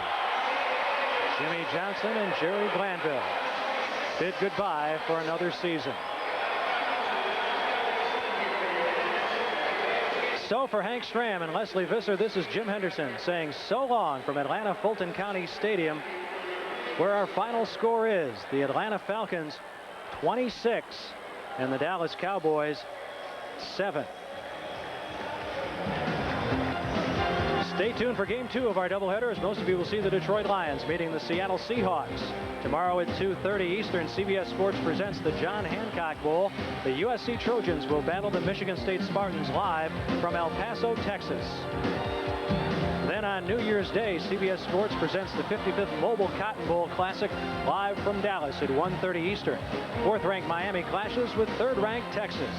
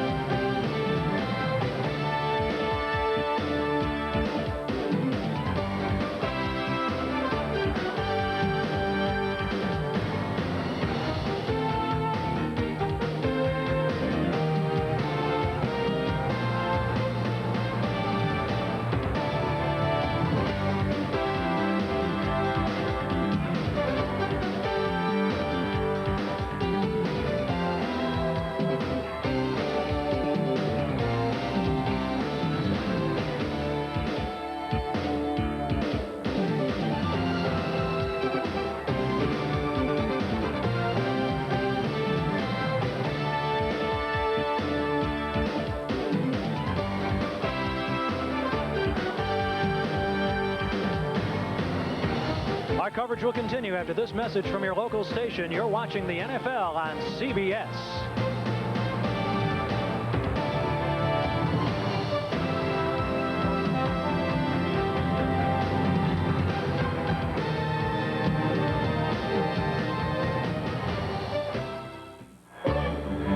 One airline works harder than any other to make sure that a good landing not only means getting you there on time, but but landing your bag in your hand on time as well. United. Come fly the friendly skies. When you look for champions, you look to CBS Sports. Ryan O'Neal. You ever thought about wearing glasses? Might make you look a little smarter. Farrah Fawcett. Have you ever thought of switching that earring to the heterosexual side? Good Sports premieres January 10th. This is CBS. Something's wrong when car prices go up, while the economy goes down. That's why your Hyundai dealer is offering the biggest rebates in Hyundai history. Till January 3rd, get $2,000 off all roomy, midsize 91 Sonatas, loaded with powerful V6, 4-speed automatic, air conditioning and stereo, just $10,995. Economic news may be bad. News from your Hyundai dealer is good. Test drive a new Hyundai today at Miller Stephan Hyundai, Boise Motor Village. I was a hula dancer. There's music. We want to keep on the edge and do what we want to go with what we feel. There's dancing. It's more hanging out and playing. There's a new spirit in the nighttime. Yeah, it's a showcase for anybody that's out there right now that's happening. You get everybody from rock and roll to rap. Come join the crowd with Nia Peoples and the hot rhythm of the streets. We want to come out and party and play. The Party Machine. Rolling in is all on the Good evening. It's 60 degrees in Boise. I'm Kimberly Hansford. She's got 2 bites. The overcrowding problem is about to come to a head in the Meridian School District. On the bottom of page 13, the second to the last line, it says the issue, dominant issue. A Troy woman faces a prison sentence for falsely testifying she was raped. We have a follow-up to the story we aired yesterday.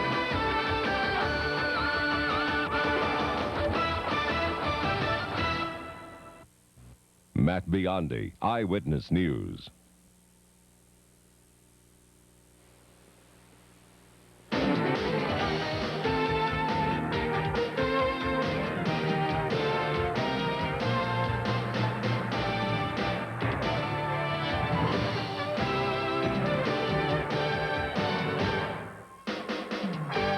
From the Kingdome in Seattle, Washington, the final regular season game of 1990.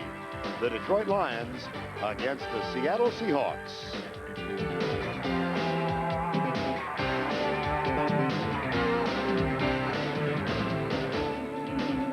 A sellout crowd on hand in the Kingdome, and down on the field, Miss Carol Lee Maine and our national anthem.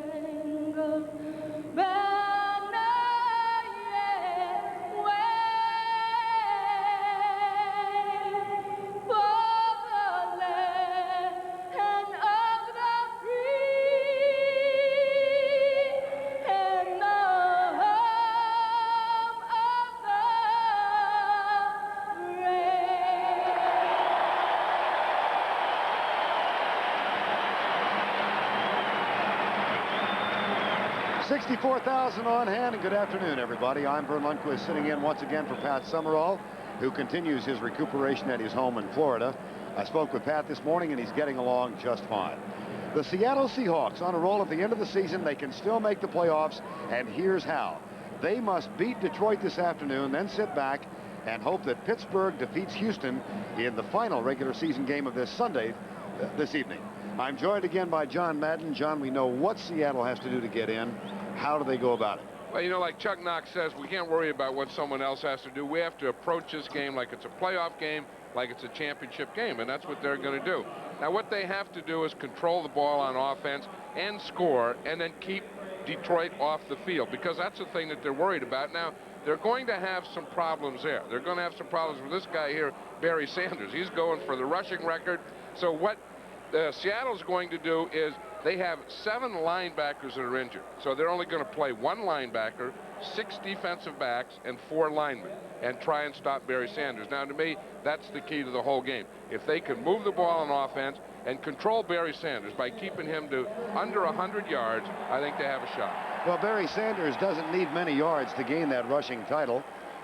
Thurman Thomas had an ineffective day today in Buffalo's game in Washington, 5 carries for 1 yard. So if Barry Sanders can get 18 yards in this ball game, he will earn the rushing title in 1990. You might recall that last year in the final game of the season, the rookie out of Oklahoma State, had a chance to win the rushing title, but Detroit was en route to a victory. He had been given a rest, and when offered a chance to go back into the game and he needed something like 60 yards, he said, no, let Tony Page go on in and finish the game. Yeah, but he was saying last night that this year he wants it, I think, as much for his offensive linemen as anyone else. And talking to his offensive linemen, they all want Barry Sanders to get that rushing record. And for the Seattle Seahawks, Cincinnati, of course, won today at Cleveland, a close game. And that means that now Seattle must win and hope for a Pittsburgh victory tonight. Detroit has not had much success on the road against the AFC. The only win came in Kansas City in 1988. Seattle has won the toss, and they will receive. And that means Chris Warren will be back, and Eddie Murray, who has been bothered by a hip problem in recent weeks, will kick off. And again, this is one of the noisier arenas in the NFL. And when they have something to urge their team on for, as they do this afternoon, they can really get riled up. Jefferson and Warren are the deep man. Confusion finally picked up by Chris Warren. And he gets back only to the 17. Now Dave Craig, who has taken every snap on offense this season for the Seattle Seahawks. And he's joined by Andy Heck, Derek Brills, Grant Fiesel. The best guard is the best lineman, Brian Millard, Ronnie Lee, and Mike Tice, just reacquired off a free agent list, gets the start at tight end. Fenner, John L. Williams hasn't worked out all week because of injuries. The wide receivers are Blades and Tommy Kane.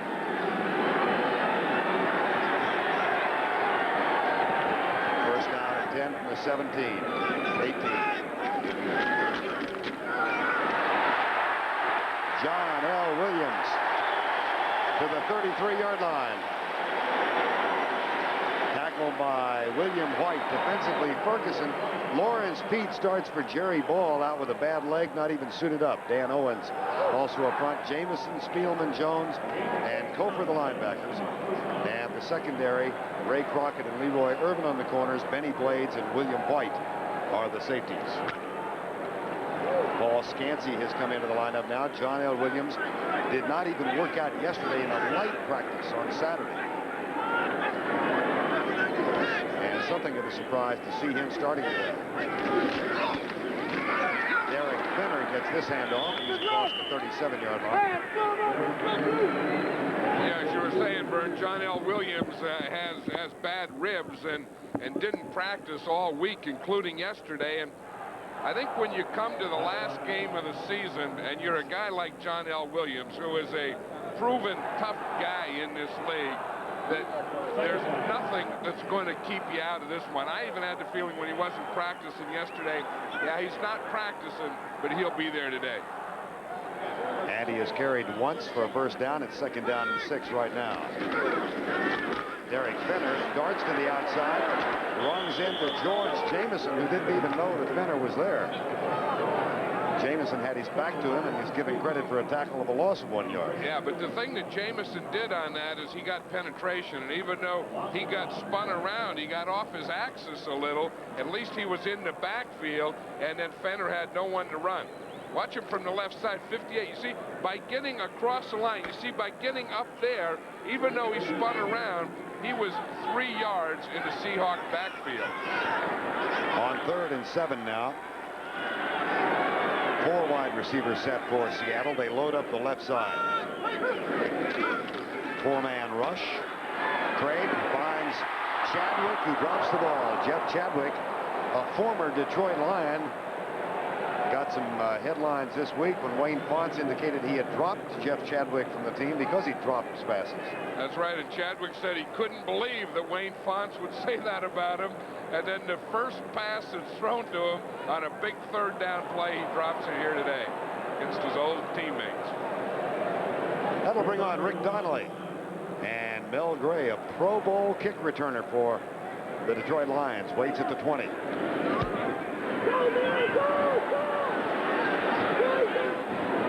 That's a short punt that takes a Detroit bounce back up toward the 32-yard line. And that means Rodney Peete comes on after that 32-yard punt.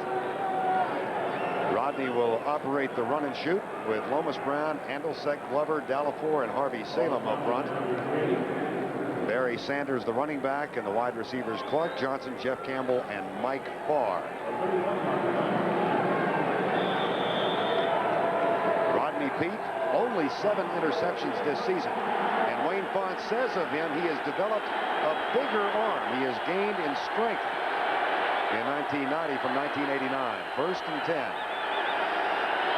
3 wide receivers on the left side. Incomplete.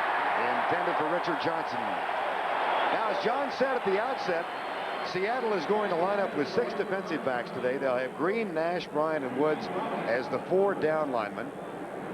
James Jefferson and Robert Blackman are extra defensive backs who join David Weinman.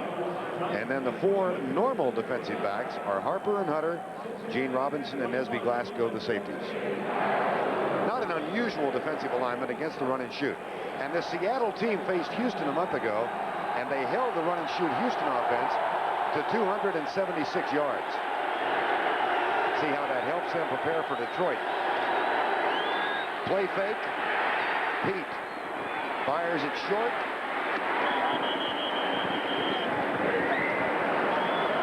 Caught by Jeff Campbell. Well, it's interesting, Vern, what Seattle's doing on defense is they have Tony Woods, who used to be a linebacker. He's number 57. Now, the first play, he lined up as a linebacker. The second play, he lined up right here as a defensive end. So then they only have 1 linebacker and 6 defensive backs. Now, he could be up here or back here as a linebacker, so that gives Seattle a little flexibility. Again, he is on the line. On 3rd and 3. No score. Ball at the 40. Peete back behind Jeff Campbell, who is popped by Nesby Glasgow. That's an incomplete pass. Picked up by Jefferson in return, but Nesby Glasgow got the pop. And the Seattle defense shuts down Detroit. It's 3 and out on the first series of plays. Well, of course, that's exactly what Seattle wanted them to do. They wanted to make Detroit pass. They didn't want them to have a running game. The number 1 guy they say they have to stop is Barry Sanders. Chris Warren back to return the punt for the Seahawks. He waits at the 17, and Jim Arnold will punt for Detroit. Warren at the 13. Cut down at the 24. The tackle made by Tracy Hayworth, and the Seahawks get it back after a 46-yard punt and 10 on the return. Atlanta knocks Dallas down today, and that means that the Cowboys' hope of the playoffs rests on the Rams beating the Saints. Cincinnati defeats Cleveland 21-14, scored in the 4th quarter. Miami over Indianapolis. And Washington downs Buffalo. The Giants hang on to defeat New England by 3. And San Francisco has come from behind to regain the lead against Minnesota. Second offensive set now for the Seahawks. No score, opening moments of the game, and Craig back to throw. Deep right side, Tommy Kane wide open in front of Ray Crockett, number 39. That's a gain of 20, and the Seattle first down at the 43. I'll tell you one thing, you can see the Lions secondary is playing off. And Kane is the best receiver of the Seahawks, but he does a pretty good job of selling a deep pattern. He sold like he was going to go to the post, and then he just made a hook off it. Usually, you will hook off a shorter pattern. That time, Kane hooked off a post pattern. And that leaves a 1st and 10 for the Seattle Seahawks. John L. Williams searches the left side and finds Chris Spielman instead of much yardage. That's a gain of 1. Right now, let's go back to our New York studios and check in with Greg Gumbel. Vern, talk about a clutch play at the Metrodome. Steve Young over the middle to John Taylor. By the time he scores, it's 34 yards. With 29 seconds to play, it's the 49ers by 3 in the 4th, Vern. Looks like a team that's won a couple of Super Bowls. I'll tell you, when you have Jerry Rice on one side and John Taylor on the other side, no matter what else you have, you're always dangerous. 2nd and 9, Craig back. Topher coming from the left side. That pass incomplete, intended for Jeff Chadwick.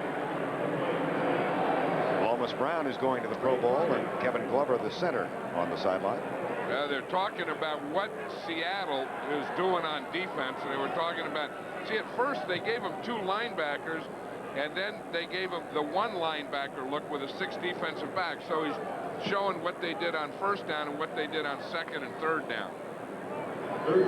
Wayne Fonts working the officials early. Soften them up. I think he's trying to soften them up for the crowd noise if they can't hear, and that'll come up a little later. 3rd and 9. Scoreless first quarter, 10:17 to go. Craig rolling right. John L. Williams, who has caught 69 balls coming into the ball game, makes it an even 70 and a first down at the 40. A gain of 15 yards. Yeah, that was the thing that the Seahawks were telling us yesterday, Bert. I think they really want to run the ball today with Fenner and John L. Williams. But in order to do that, Chuck Knox felt that he had to open up by passing, that they had to soften this defense up a little, make them think pass, loosen up a little, and then they can get to their running later. John L. Williams, second in the NFL in pass receiving among backs. Here's Derek Fenner on the quick toss. And he's down to the 37-yard line before Chris Spielman makes the tackle, a gain of 5. Hey, if you run, Chris Spielman is going to make a lot of tackles. I think when you talk about linebackers, you have to think of number 54 there. I mean, there's a guy who's a football player. Does he remind you of another 54, perhaps? Well, yeah, he does. He's a lot, that bold. I mean, that guy that just wants to get in there, guy that has that intensity, just loves to play the game and loves to make the hits. Tommy Kane in motion. No score under 9 minutes in the first quarter. Whoops, Lawrence Pete. And we'll see. That is the 2nd sack of Lawrence Pete's career. He had 1 last year against Tampa Bay.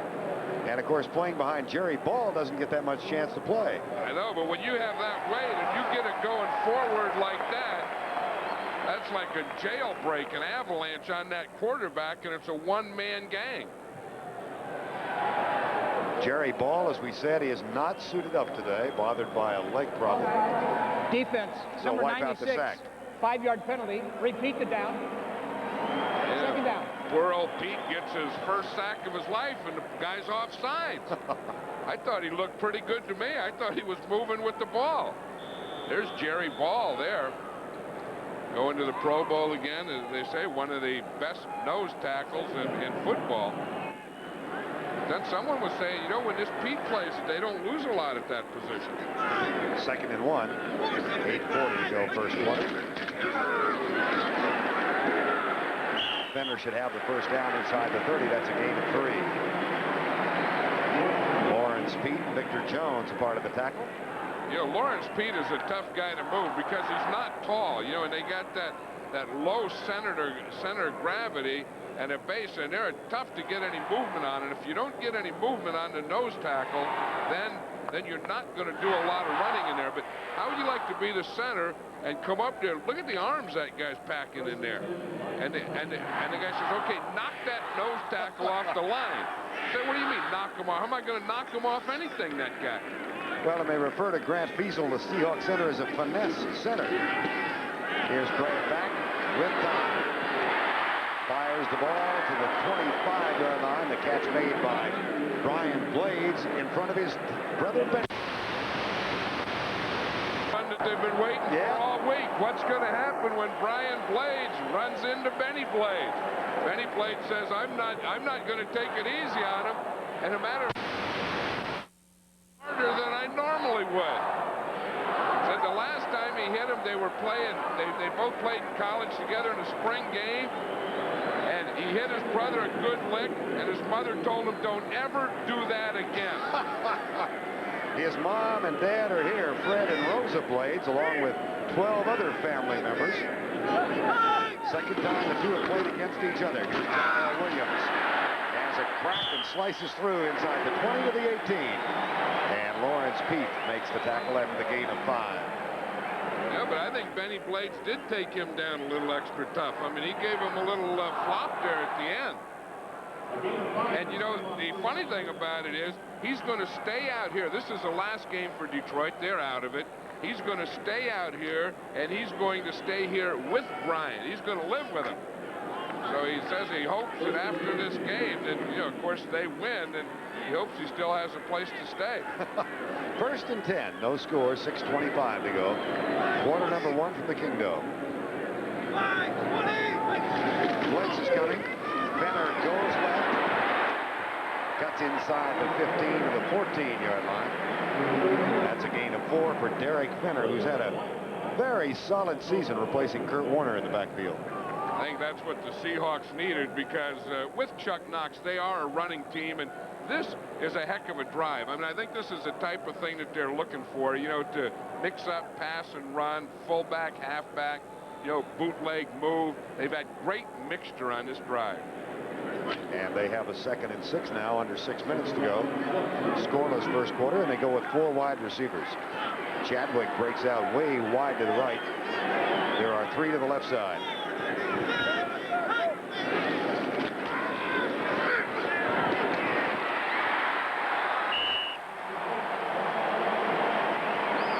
Welcome those of you who watched that thrilling San Francisco-Minnesota game. The 49ers with a come-from-behind victory 20-17. I'm Vern Lundquist along with John Madden. We're at the Kingdome in Seattle, where Brian Blades has just caught a first down pass, or has caught a pass rather, to give the Seahawks the ball at the 7-yard line in a thus far scoreless first quarter. Detroit has had the ball twice, no first downs. This is the Seahawks' 2nd possession, and they have moved the ball effectively inside the 10, and now have picked up a 1st and goal for Chuck Knox.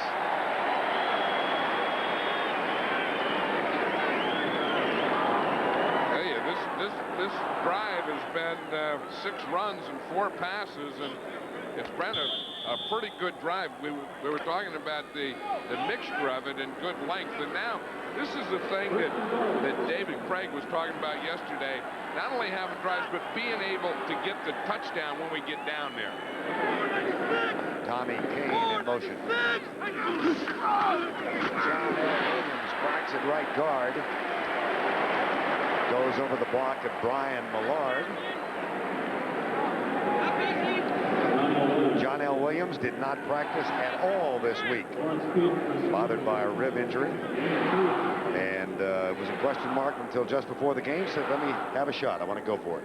Well, you just had the feeling that, as we said yesterday, that even when he didn't practice yesterday, he was going to play today. And I think when you talk about fullbacks in this National Football League, I think you have to put John L. Williams at the top of the list. Double tight end set, 2nd and goal. Fenner with Williams leading the way. Derek Fenner searching for his 13th rushing touchdown. And Ken Behring, the owner of the Seahawks, on the sidelines, his accustomed spot. Here's the play. Now watch, it just gets stretched a little too much. He's going to get out here. If he could turn up right now, he would have been able to get inside the pylon. But he had that stretch. It made him take 2 more steps to the side. And then when he went to get up, he was a yard short of the end zone. 3rd and goal from the 1 with 4 minutes to go, first quarter.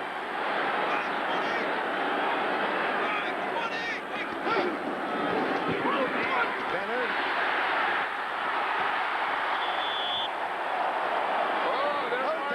Short. I think he got that ball in. We're going to have to look at this one at the clicker here. Let's look at this one again.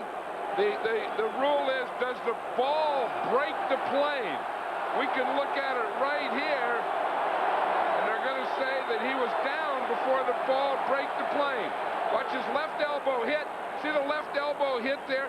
There he's down, so the ball didn't get over. That was a good spot.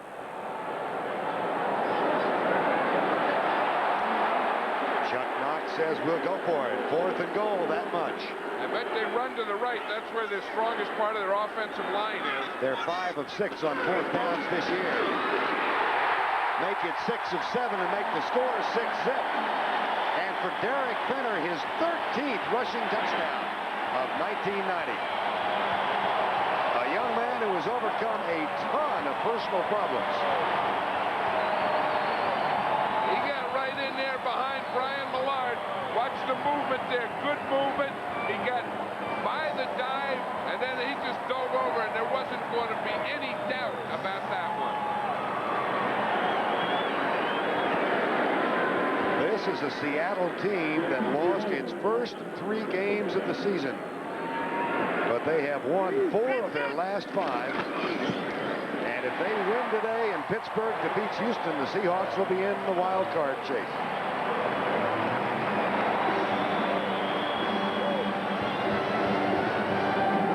Derek Finner up and over the top. 3:01 to go, first quarter, and the Seahawks draw first blood.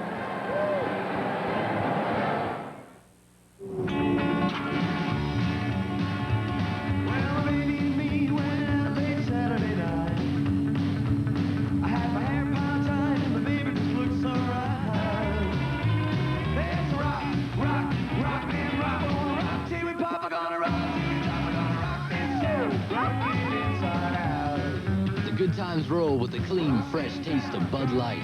It won't fill you up, never lets you down.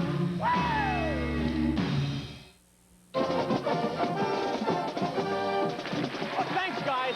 And now, just in time for Toyotathon, first ever option package savings. Up to $800 on the Celica and 4Runner. Mike Ditka.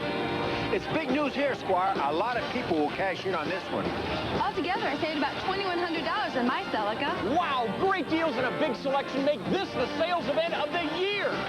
But not for long. See your Toyota dealer. Now, Squire. Today.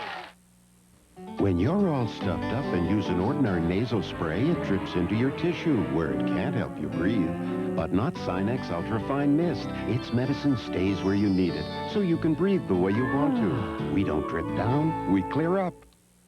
New Year's, marked by time, remembrance, and that traditional toast with Alka-Seltzer.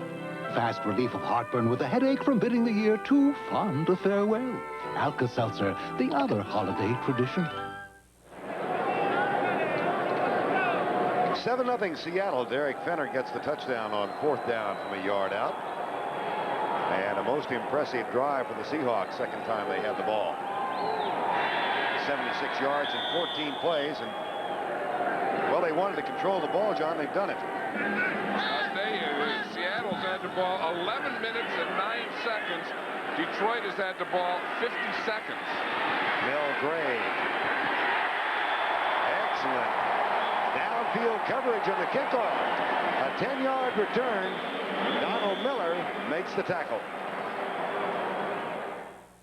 Toyotathon is on. Now's the time to deal on the #1 import truck. Biggest option package savings ever, up to $900. And for a limited time, incentives up to $1,200. It's your best time to deal on a Toyota truck. The best-selling import 11 years running. Squire, your Toyota dealer can help you drive one home tonight. Thanks. Don't drop the ball on this one. Be your Toyotathon dealer now. Or you could miss the sales event of the year. The chicken. Who is that guy? Hey, Mike, I really like this white Zinfandel. Well, good, good. Now put it down. We're going to try another one. He loves to do this. This one's great. Yeah, I like it better. Why? Well, can't it just taste better? Isn't that allowed? Did you know Gallo made a white Zinfandel? No, it's terrific, isn't it? Hey, am I going to get any credit for this? Ernest and Julio Gallo present a very special white Zinfandel. It will change the way you think about Gallo. No one can guarantee you a perfect world. A world where the unexpected never intrudes.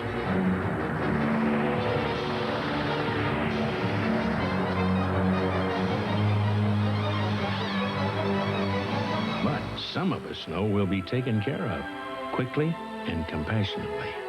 In an imperfect world, you're in good hands with Allstate, a member of the Sears Financial Network. 2:51 remaining first quarter. Seattle on top after the Fenner touchdown, 7-0.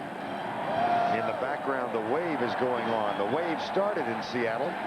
Nobody's told them here that the wave is dead. Yeah, I know. You know the three of the things that I hate about football, they have two of them here. Well, for that, have all three.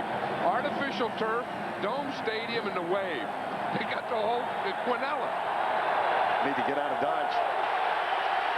Just the whole trifecta that is 3. Well, you can't get any worse than that. Rodney Peete. Down the middle, incomplete. Good defensive job by Dwayne Harper. This is the thing, this run and shoot, they love to throw to the slot guy, the guy in the slot, and they love to throw to him in the seams. And usually the seams are straight up the hash marks between the zones.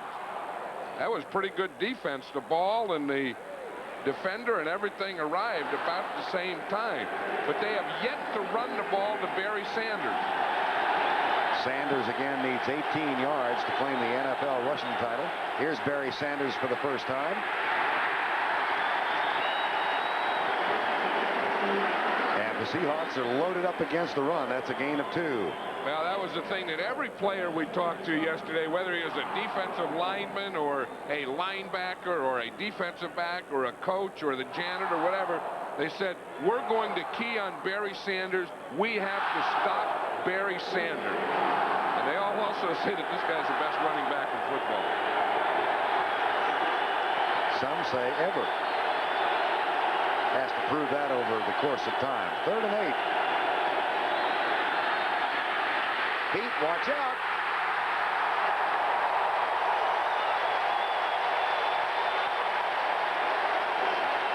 Jacob Green gets the sack. Tell you, he comes from that top side, right around the backside. You see him?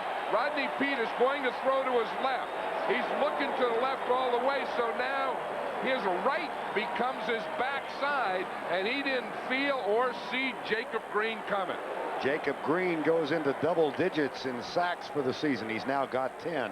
Hey, Jacob Green has been around for a long time. He's been, an 11-year veteran, always been a good pass rusher.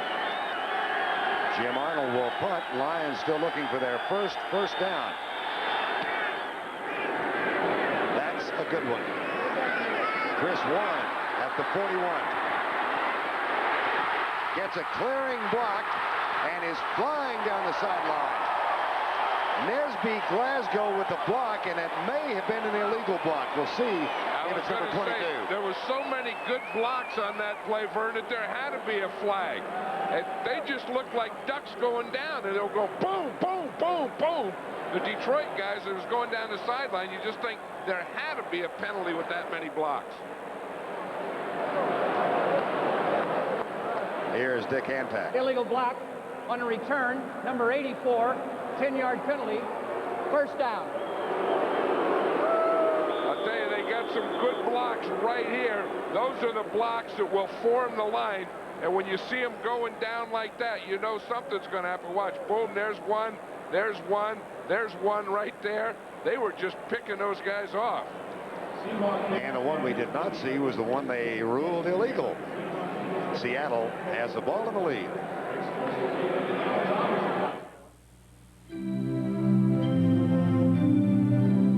It's the same thing every Saturday. He puts on those old blue jeans and goes out with that old dog, and he's gone all day. He says he's going to bring back dinner, but all he ever brings back is that old dog. Here's to old dogs, Saturday mornings, and comfortable blue jeans. Wrangler. And now from Toyotathon Coast to Coast, Johnny Bench. These phone lines are hot. Sales reports are pouring in on Corolla and Camry. And no wonder. Option package savings on Corolla are up to $1,000. Incentives are up to $1,300. And Camry? Option package savings up to $900 and incentives up to $1,500. Right, Squire? We agree here. Everybody's watching. Read this. See your Toyota dealer. Today. A year is almost past. Wasn't there something you wanted to say but didn't? A feeling you never quite put into words? There's still time. On December 31st, AT&T would like you to enjoy saying it for less. All day, you get a special 32% off our daytime prices. Plus, the quality and service you expect. This year, make the last day the best day for less. December 31st. Reach out and touch someone. The television event that electrified America is back. Relive the legend. America returns to Lonesome Dove, January 20th on CBS. 1:24 remaining. First quarter of play. Seahawks dominating play thus far. They have a 7-0 lead, and the ball after the penalty at their own 44. Tommy Kane starts in motion, a double tight end set, and Craig with a play action pass on first down. Deep, man wide open, Brian Blades incomplete. Oh boy, and Craig had him there. There you, Brian Blades is fast. Watch this play now. Here's Jim Arnold on the play before, the punter. Now, what do you think he's doing? He looks like he's getting ready to kick one here. But just watch what he does, and you're not going to see many of these. Watch that. Now, that's a pretty good hit by anyone. I mean, the head's up in front, boom, collision, knocks him on his back. You better enjoy a punter